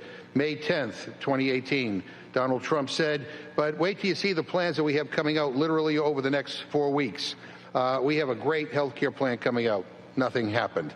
At a press gaggle near Air Force One in May of 2019, he said, we're coming up with a great health care plan. We're going to have a fantastic health care plan that's coming out in the next 4 weeks. Nothing ever materialized. June 16th, 2019, President said, we're going to produce a phenomenal health care plan, and we already have the concept of a plan, and it will be so much better health care. Yeah, well, we'll be announcing it in about 2 months, maybe less. Nothing happened. Fox News interview, the president said, we're signing in a health care plan within 2 weeks, a full and complete health care plan. Nothing happened. July 2020, the president said, well, we're going to be doing a health care plan. We're going to be doing a very inclusive health care plan. I'll be signing it sometime very soon. It might be Sunday, but very, very soon. Nothing happened. August 3rd, 2020, the president said we're going to be introducing a tremendous health care plan sometime hopefully prior to the end of the month. It's just about completed. Nothing. September 15th, 2020, the president says you're going to have a new health care. We have a whole bunch of alternatives to Obamacare that are 50% less expensive and are actually better. Nothing. It never happened. September 10th, 2024, ABC News presidential debate. He says, I have concepts of a plan. You'll be hearing about it in the not-too-distant future. Nothing happened. December 8th, 2024, he said, we have concepts of a plan that will be much better. You'll see it very soon. Produced nothing. In May of 2025, at a White House event, he says, so we're going to be maybe coming up with something. I think this gives the Republicans a chance to actually do a health care that's much better than Obamacare. Nothing. People are sick and tired of the empty rhetoric. They're sick and tired of you saying you have a plan and you never produce one. All you want to do is undermine health care for hardworking average Americans. Mr. Speaker, I yield 2 minutes to the gentlewoman from California. I think he pretty much nailed it. Congressman John Larson. For health insurance than he does for his mortgage. Let's cut right to the chase. This is about a vote.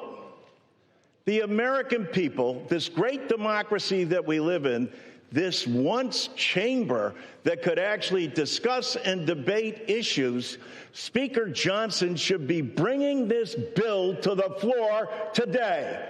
Do you have the courage to vote, or are you going to run and hide? You have 4 of you who stood up and said, you know what, in a democracy, this deserves a vote. Listen carefully, American people, how they decry this bill, and yet they won't even have a vote. You, Robbie, go online and... That's who they are, Zabora. Here's why these 4 cross. Because their asses are in trouble. They come from swing districts. And the bottom line is, see, let me remind people, okay, especially the people who said, oh, Democrats should have never Democrats should have never stood their ground when it came to the government shutdown. It was going to be a failure. So let me just help some people out here. You had Democrats who were saying, let's get a 6-month or a year extension. We had Congresswoman Laura Underwood on the show, and she presented a bill that said, hey, let's extend subsidies for a year. The discharge position was 3 years. Remember, Trump last month came out and said that he was going to put forth a proposal to extend the subsidies for 3 years. They know Zabor. They do not want health care to be on the ballot in 2026 or 2028.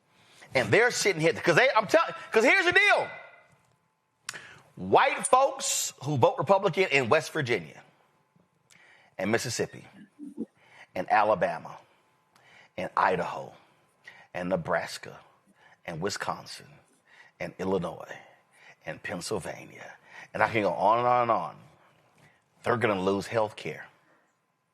And these Republicans are like, we're going to get our asses kicked at the ballot box, and we're not going to have jobs. That's what this is all about. Of course it is. They know what's on the table. This is the concept of the plan they voted for, right? He told them, well, I have a concept of a plan. You've never had a plan. And in all of these southern states and all of these Republican states, individuals use these ACA subsidies. And without them, it's like saying, hey, let's double my rent and see what's going to happen. People can't afford to have their insurance premiums doubled. Disabled people are going to be affected. Black and brown people are going to be affected. We are disproportionately affected by this. So if you think that the individuals that are in your counties that are white, that are poor, that are middle class, that are working these jobs that have $7.25 minimum wage with no insurance can afford to be able to get their medications and the things that they need, it don't even make sense. So they know that, and they know that they are headed into 2026 where they're going to get voted up out of there. Districts are flipping. Too much is happening to where you can't keep ignoring the fact that this is a voting year and it's going to be more people flip. It's going to be more people come on the side of, hey, what are y'all going to do? Are y'all going to vote, or are we going to bring it to a vote? Can we have a discussion about it? What are we going to do to make sure that our individuals in our communities are not lacking health care? This doesn't make sense. Oh, absolutely. And they're just sitting here going, man, we going to lose bad on this. Here's actually Mike Lawler talking about it. I am pissed for the American people. This is absolute bullshit. And it's absurd that we are in a body with 435 members. Everybody has a responsibility to serve their district, to serve their constituents. What do you say, though, to the speaker who's not going to give you a vote on this ACA extension?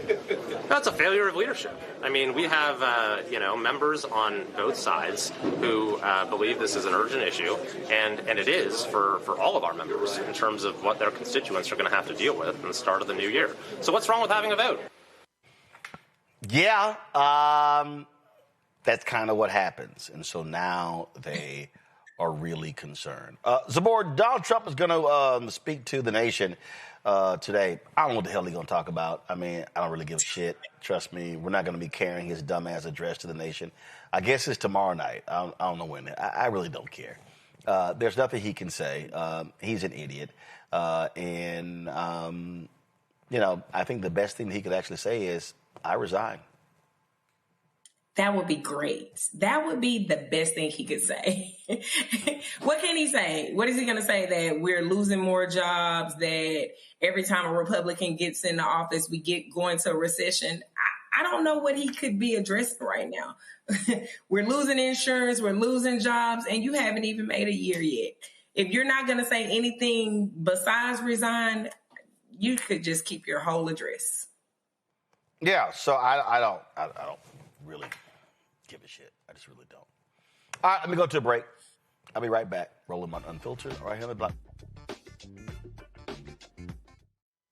This week on The Other Side of Change. Book bans, anti-intellectualism, and Trump's continued war on wisdom. This is a coordinated backlash to progress. At the end of the day, conservatives realized that they couldn't win a debate on facts. They started using our language against us, right? Remember when we were all woke and the woke movement and all that kind of stuff? Now everything is anti-woke, right? When we were talking about including diversity, equity, inclusion, and higher education, now it's anti-DEI. All this are efforts to suppress the truth because truth empowers people. You're watching The Other Side of Change, only on the Black Star Network. Next on the Black Table with me, Greg Carr. America is being reshaped in real time by a group of 6 people, unelected and without any checks and balances. By the end of the current Supreme Court session, education, the workplace, who gets to elect our leaders, and so much more could radically change. This week, we reconvene our legal roundtable and look at what the new America may look like and how we should respond. That's next on the Black Table, right here on the Black Star Network. If in this country right now, you have people get up in the morning and the only thing they can think about is how many people they can hurt, and they got the power, that's a time for mourning. For better or worse, what makes America special, it's that legal system that's supposed to protect minorities from the tyranny of the majority. We are at a point of a moral emergency. We must raise a voice of outrage. We must raise a voice of compassion. And we must raise a voice of unity. We are not in a crisis of party versus party. We are in a crisis of civilization, a human rights crisis, and a crisis of democracy itself. And guess what? You've been chosen to make sure that those that would destroy, those that would hate, don't have the final say, and they don't ultimately win. Michael McMillan, President and CEO of the Urban League of Metropolitan St. Louis, and you are watching Roland Martin Unfiltered.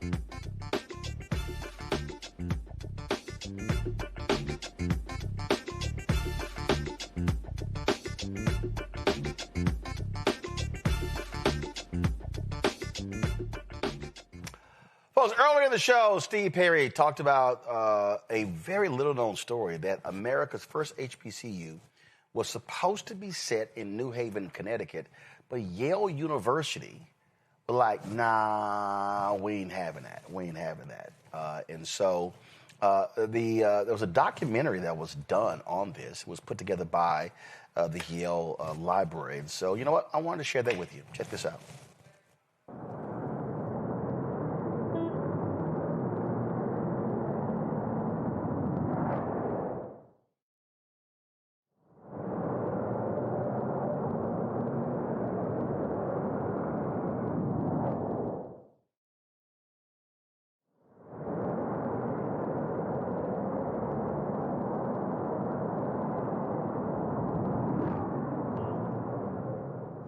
Did you know that New Haven could have been home of the nation's first HBCU?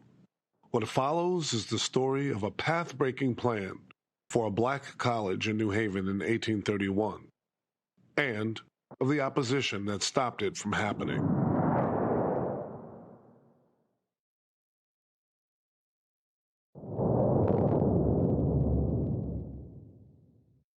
New Haven in 1831 was the co-capital of Connecticut, as it would remain until 1875. An impressive new state house had just opened on the New Haven Green, behind the Center Church and right across College Street from Yale. For white business and civic leaders, New Haven was a city on the rise. It was a center of education and publishing. Noah Webster had just completed the epic American Dictionary of the English language in 1828. Connecticut had the highest college matriculation rate in the nation and the highest literacy rate. In 1830, New Haven was the nation's 23rd largest city with a population of almost 11,000. Wealth was accumulating for white elites. Manufacturing was growing. Immigration from Europe was on the rise. The first steamboat service between New Haven and New York City started in 1815. The Farmington Canal opened in 1828. Signs of prosperity included the Hill House Mansion, Sachem's Wood, built just north of the town center in 1829.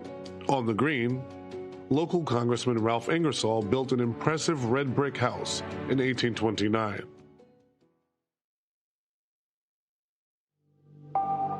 Slavery, though not widespread, remained legal. Connecticut was the last state in New England to formally abolish slavery in 1848. New Haven was home to nearly 600 free black people and 4 enslaved people in 1830. Free black people still faced severe restrictions on their liberty. Black men were barred from voting. Economic and educational opportunities for black people were extremely limited. At the same time, black women and men were organizing churches and building community institutions, creating their own spaces of liberation. Meanwhile, by 1830, Yale was the nation's largest college. Yale had 469 total students enrolled, male, Protestant, and of European descent. This was the setting in New Haven at the time when a bold proposal was made to create the nation's first college for black men. Why did this happen in 1831? And why New Haven? 1831 was the dawn of the abolition movement. The previous year, in September 1830, black leaders from throughout the antebellum North had gathered at Mother Bethel AME Church in Philadelphia. That convention was the meeting that launched a movement, the abolition movement, the movement for black freedom. Bishop Richard Allen gave the main address at his church at that 1830 convention. Delegates included New Haven's Scipio Augustus. This black freedom movement had a few white allies, including New Haven's Simeon Jocelyn and his Boston friend, William Lloyd Garrison, who began publishing the abolitionist newspaper, The Liberator, in 1831. New Haven black leaders John Creed and J.L. Cross became agents for the Liberator that year. Augustus and Creed were leaders in New Haven's newly organized black congregational church, formerly known as the African Ecclesiastical Society and officially known as the Temple Street Congregational Church. They had established the church beginning in 1820. Other early leaders included Prince Cooper, Prince Duplex, William Lanson, and Bias Stanley. These black founders had called Simeon Jocelyn, a white pastor and abolitionist, as their minister beginning in 1824. On May 28, 1831, Jocelyn wrote to Garrison about an idea to establish a college for young black men. Jocelyn told Garrison that he had met with the Reverend Peter Williams, a black leader in New York, about a mutual interest in education. Williams and Jocelyn decided to merge their interest for a new college. This would connect the mechanic arts and some degree of agriculture and horticulture, as well as be connected with many useful pursuits, and with the advantages of domestic and social life, as would prepare the young men for active life and to aid their brethren in other places in all those things which make men happy and which give them as individuals and as communities influence in the world. Jocelyn stated that Arthur Tappan, a New York philanthropist and abolitionist who had a second home in New Haven, supported the plan and had committed $1,000. He noted that a site had been chosen in the southern section of New Haven. A newspaper notice later in 1831 reports the extensive establishment in New Haven, formerly known as the Steamboat Hotel, and laterally as Dwight's Gymnasium or Gymnasium for Boys, has been purchased by a Mr. Jocelyn and is to be converted into a college for blacks. This means that the site for the college would have been on Water Street between East and Wallace Streets, an intersection that sits now underneath the junction of two major highways, I-91 and I-95. Jocelyn asked Garrison to accompany him and Arthur Tappan to present the whole plan at the Convention of the People of Color, who meet the week after next in Philadelphia.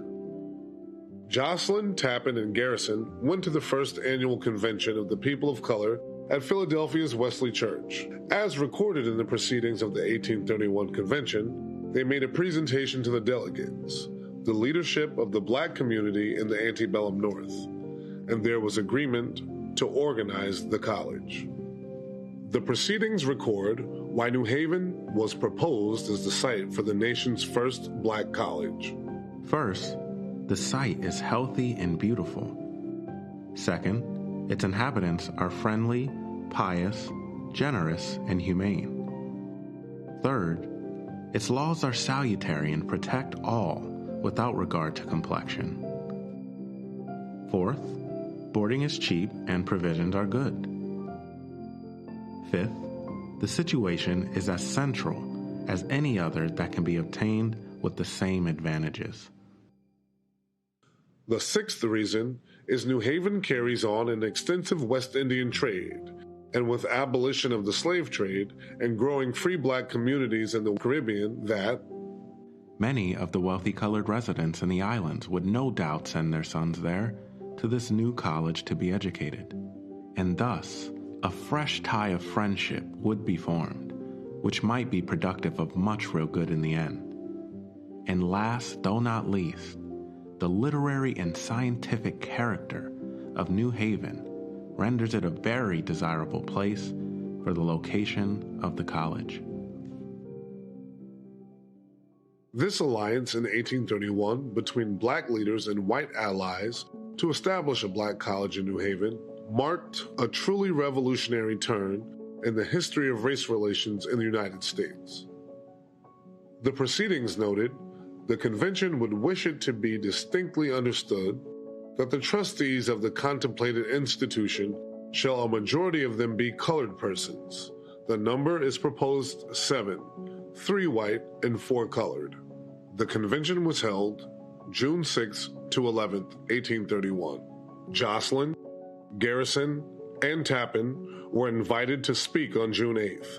The delegates endorsed the proposed college and identified agents to lead the fundraising, with the Reverend Samuel Cornish as general agent and Tappan as treasurer.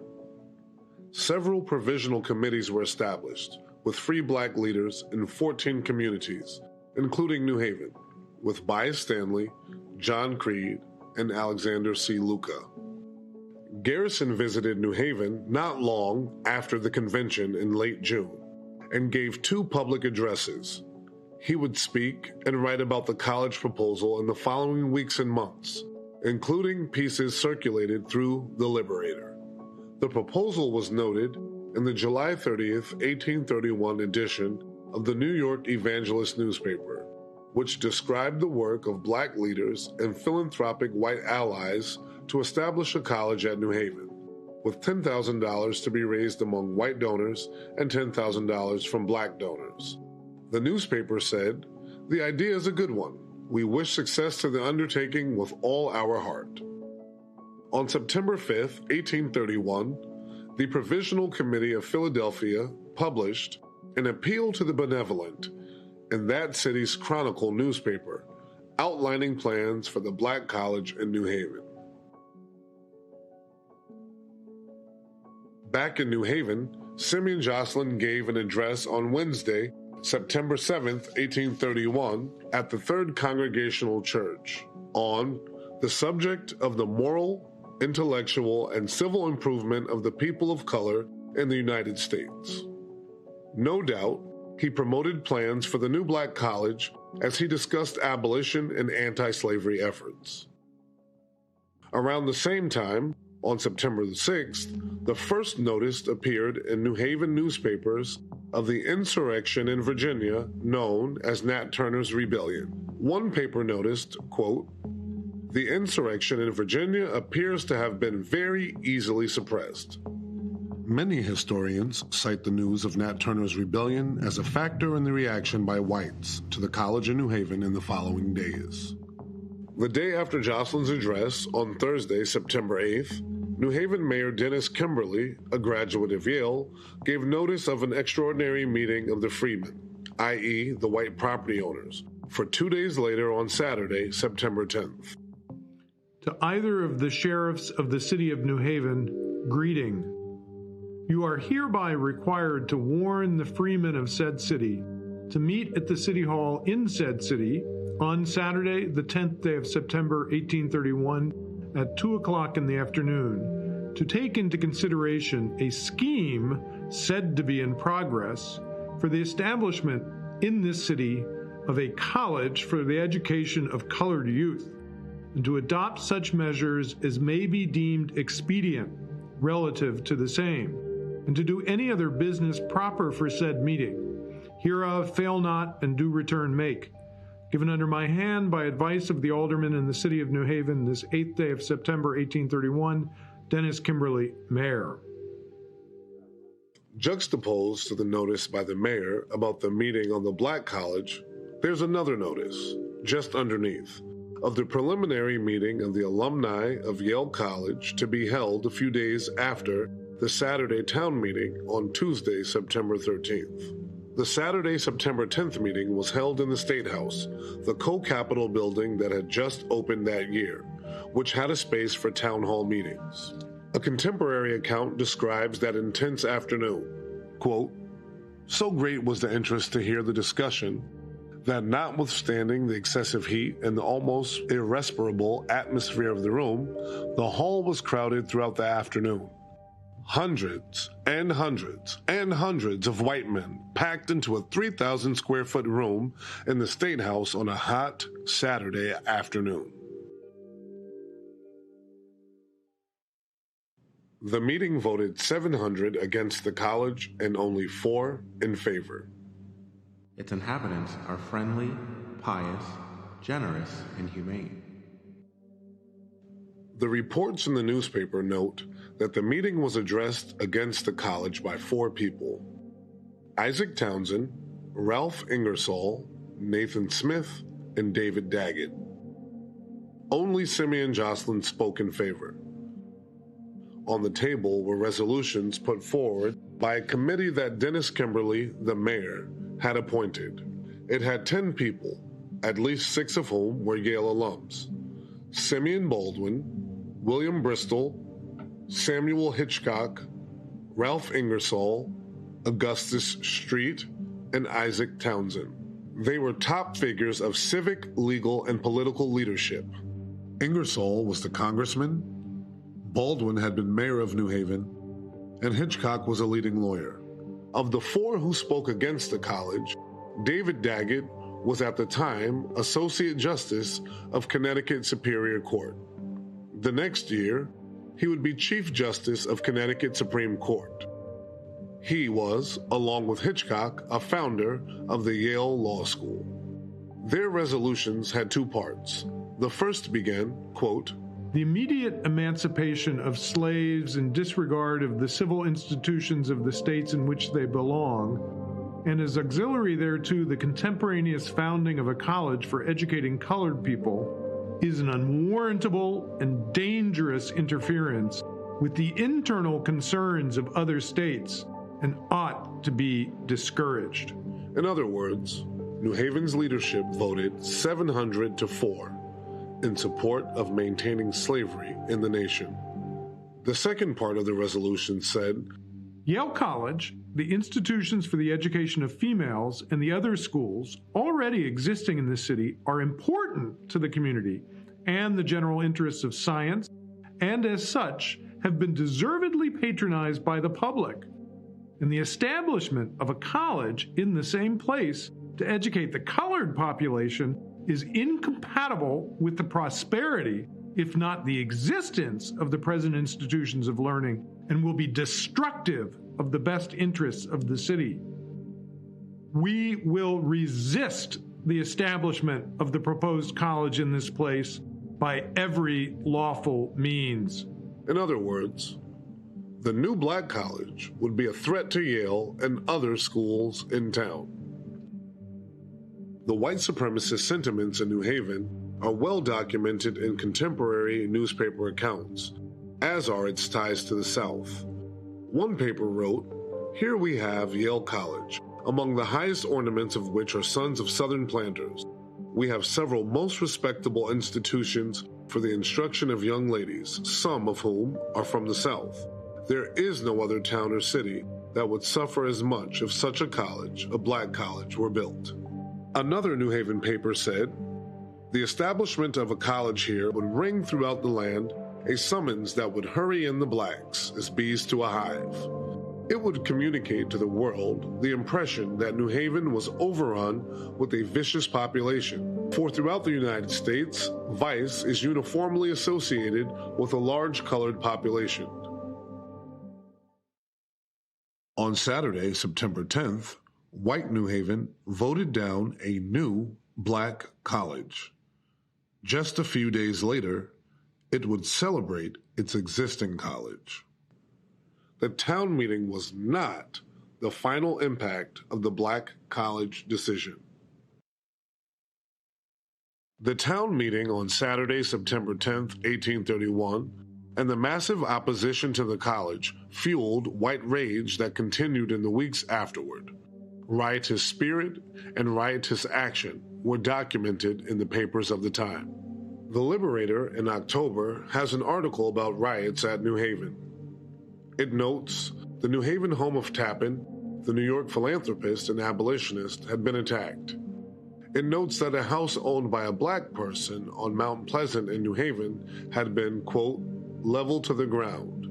A Philadelphia newspaper reported, around this time on Thursday evening, a black man was knocked down in the streets, and on Friday evening, the house of the most respectable gentleman was assailed with shouts, indecent songs, and a shower of stones. There were many reports of such activity. New Haven was the talk of the nation, and even the toast of white Southerners. New Haven's decision, 700-4, against the black college in 1831 was celebrated by many voices in the slaveholding South. A Georgia newspaper, September 24, 1831, said, "We are glad to find that the good sense of the people of New Haven has induced them to act promptly and vigorously in opposition to the ill-judged and unjustifiable enthusiasm of misguided zealots." A Richmond newspaper describes what New Haven had done as an admirable lesson, and the newspaper in Natchez, Mississippi, carried a piece in October 1831 that reads, "The attempt made by a convention in Philadelphia to establish a college in New Haven for the education of the blacks has been met by the citizens of the latter city in a spirit that will be duly appreciated by the people of the South." New Haven's decision to oppose the college was widely covered throughout the country and had real impact in national conversations. New Haven's action thwarted plans to promote education and liberation and reinforce the status quo of slavery and racial oppression. Garrison responded in poetry to what he called, quote, "the disgraceful proceedings," end quote, with lines that began, "New Haven, thou hast rashly done a deed, which shrouds thy glory in a black eclipse." New Haven's action had real impact in law and policy. The New Haven experience was cited by opponents of Prudence Crandall and her Academy for Black Women in Canterbury, Connecticut. Both the 1831 College and Prudence Crandall School were followed by severe reaction at the state legislature, which on May the 24th, 1833, passed what became known as the Black Law that prevented the education of blacks from out of state in Connecticut. Crandall was arrested, placed on trial. When it came to trial, the judge was David Daggett, Yale alum and former faculty who led the opposition to the college in 1831. The U.S. Supreme Court would draw on Daggett's ruling in their infamous Dred Scott decision of 1857. That decision cited Connecticut and Daggett's ruling that black people were not within the meaning of the word citizens in the Constitution of the United States. The actions in New Haven in 1831 had real impact, locally, statewide, and nationally. And the fact that the college was blocked had a real impact on generations whose access to higher education was limited. The Beinecke Library holds a pamphlet published by Simeon Jocelyn about the 1831 college proposal, its supporters, and the opposition. Jocelyn compiled it at the request of the Superintending Committee of Free Black New York leaders, including the Reverend Peter Williams, Thomas Downing, Peter Vogelsang, Boston Cromwell, and Philip A. Bell. This copy was owned by John Warner Barber, a New Haven engraver, historian, and abolitionist, one of the 4 whites to vote for the college. In his hand, it says, "To be carefully preserved." He knew this story needed to be told, needed to be remembered. 190 years later, let us remember.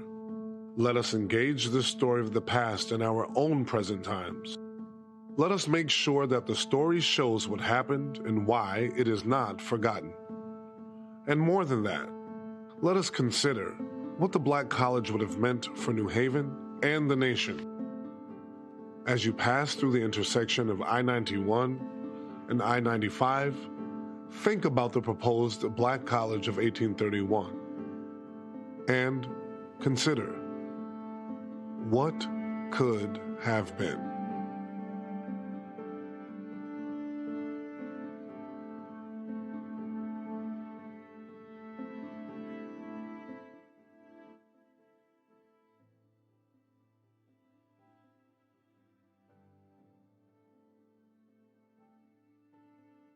That's why history is so important, and to recognize where we are in this country when it comes to history. So all of these white supremacists are upset because Robert E. Lee's statue is being removed. Well, guess what?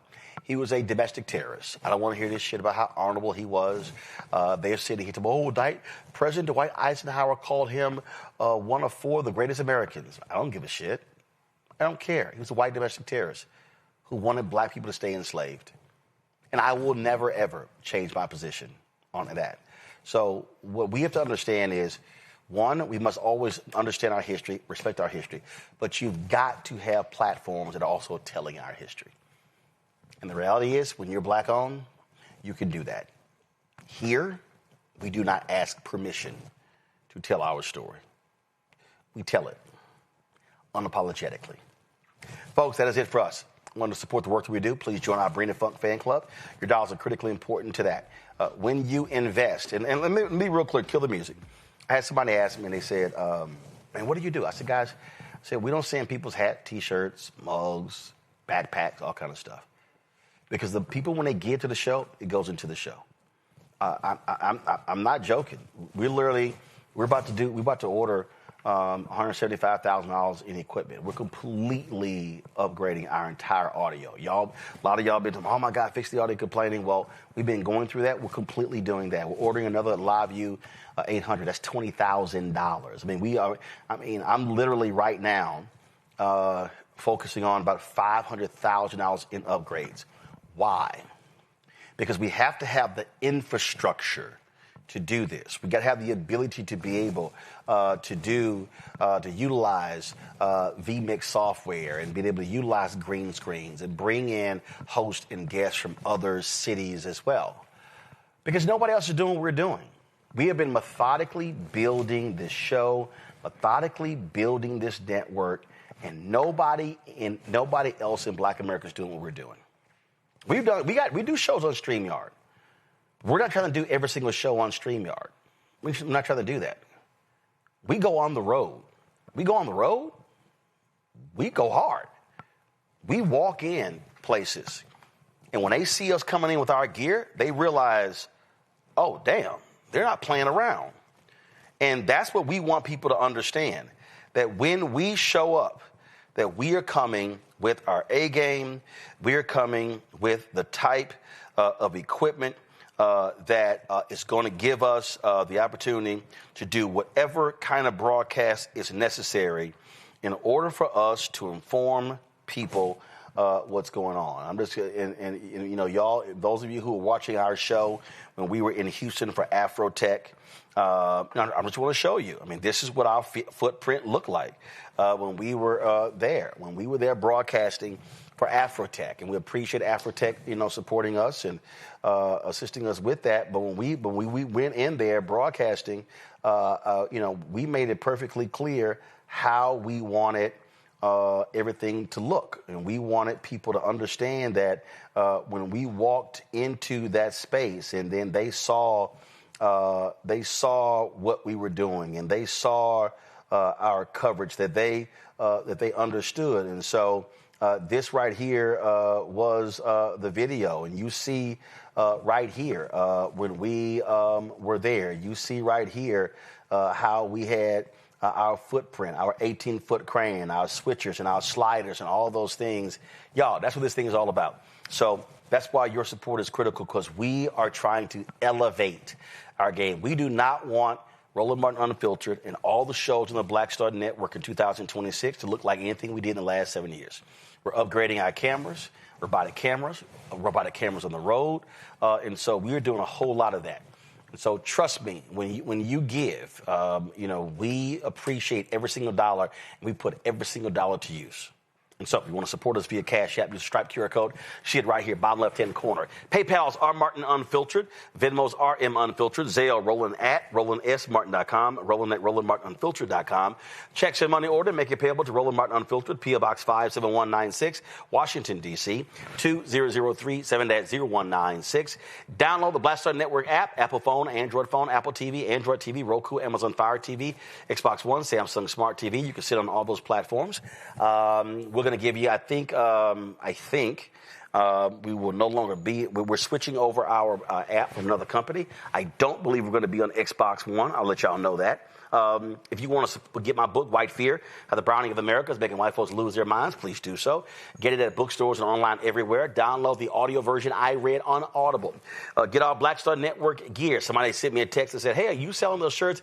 Don't blame me voting for a black woman. Absolutely. You can get that T-shirt at shopblackstarnetwork.com. All the products to my left, these are all black-owned products. If you want to get Christmas gifts, please support these folks right here. And go to shopblackstarnetwork.com and peruse all of our products, and you can actually support these black-owned businesses. And when you support them, you support us. And don't forget, folks, you've got 7 hours left, less than 7 hours if you want to invest in Fanbase. They're close to $17 million raise. It's at 15.9. It's actually at $16 million. They're in the final stretch as we speak. And so if you want to invest, startengine.com/startengine.com, again, startengine.com/fanbase, startengine.com/fanbase. You see it right here, folks, and check that out. And, of course, download the app, Fanbase, as well. Folks, that's it. I'll see you tomorrow right here, Roland Martin Unfiltered on the Black Star Network.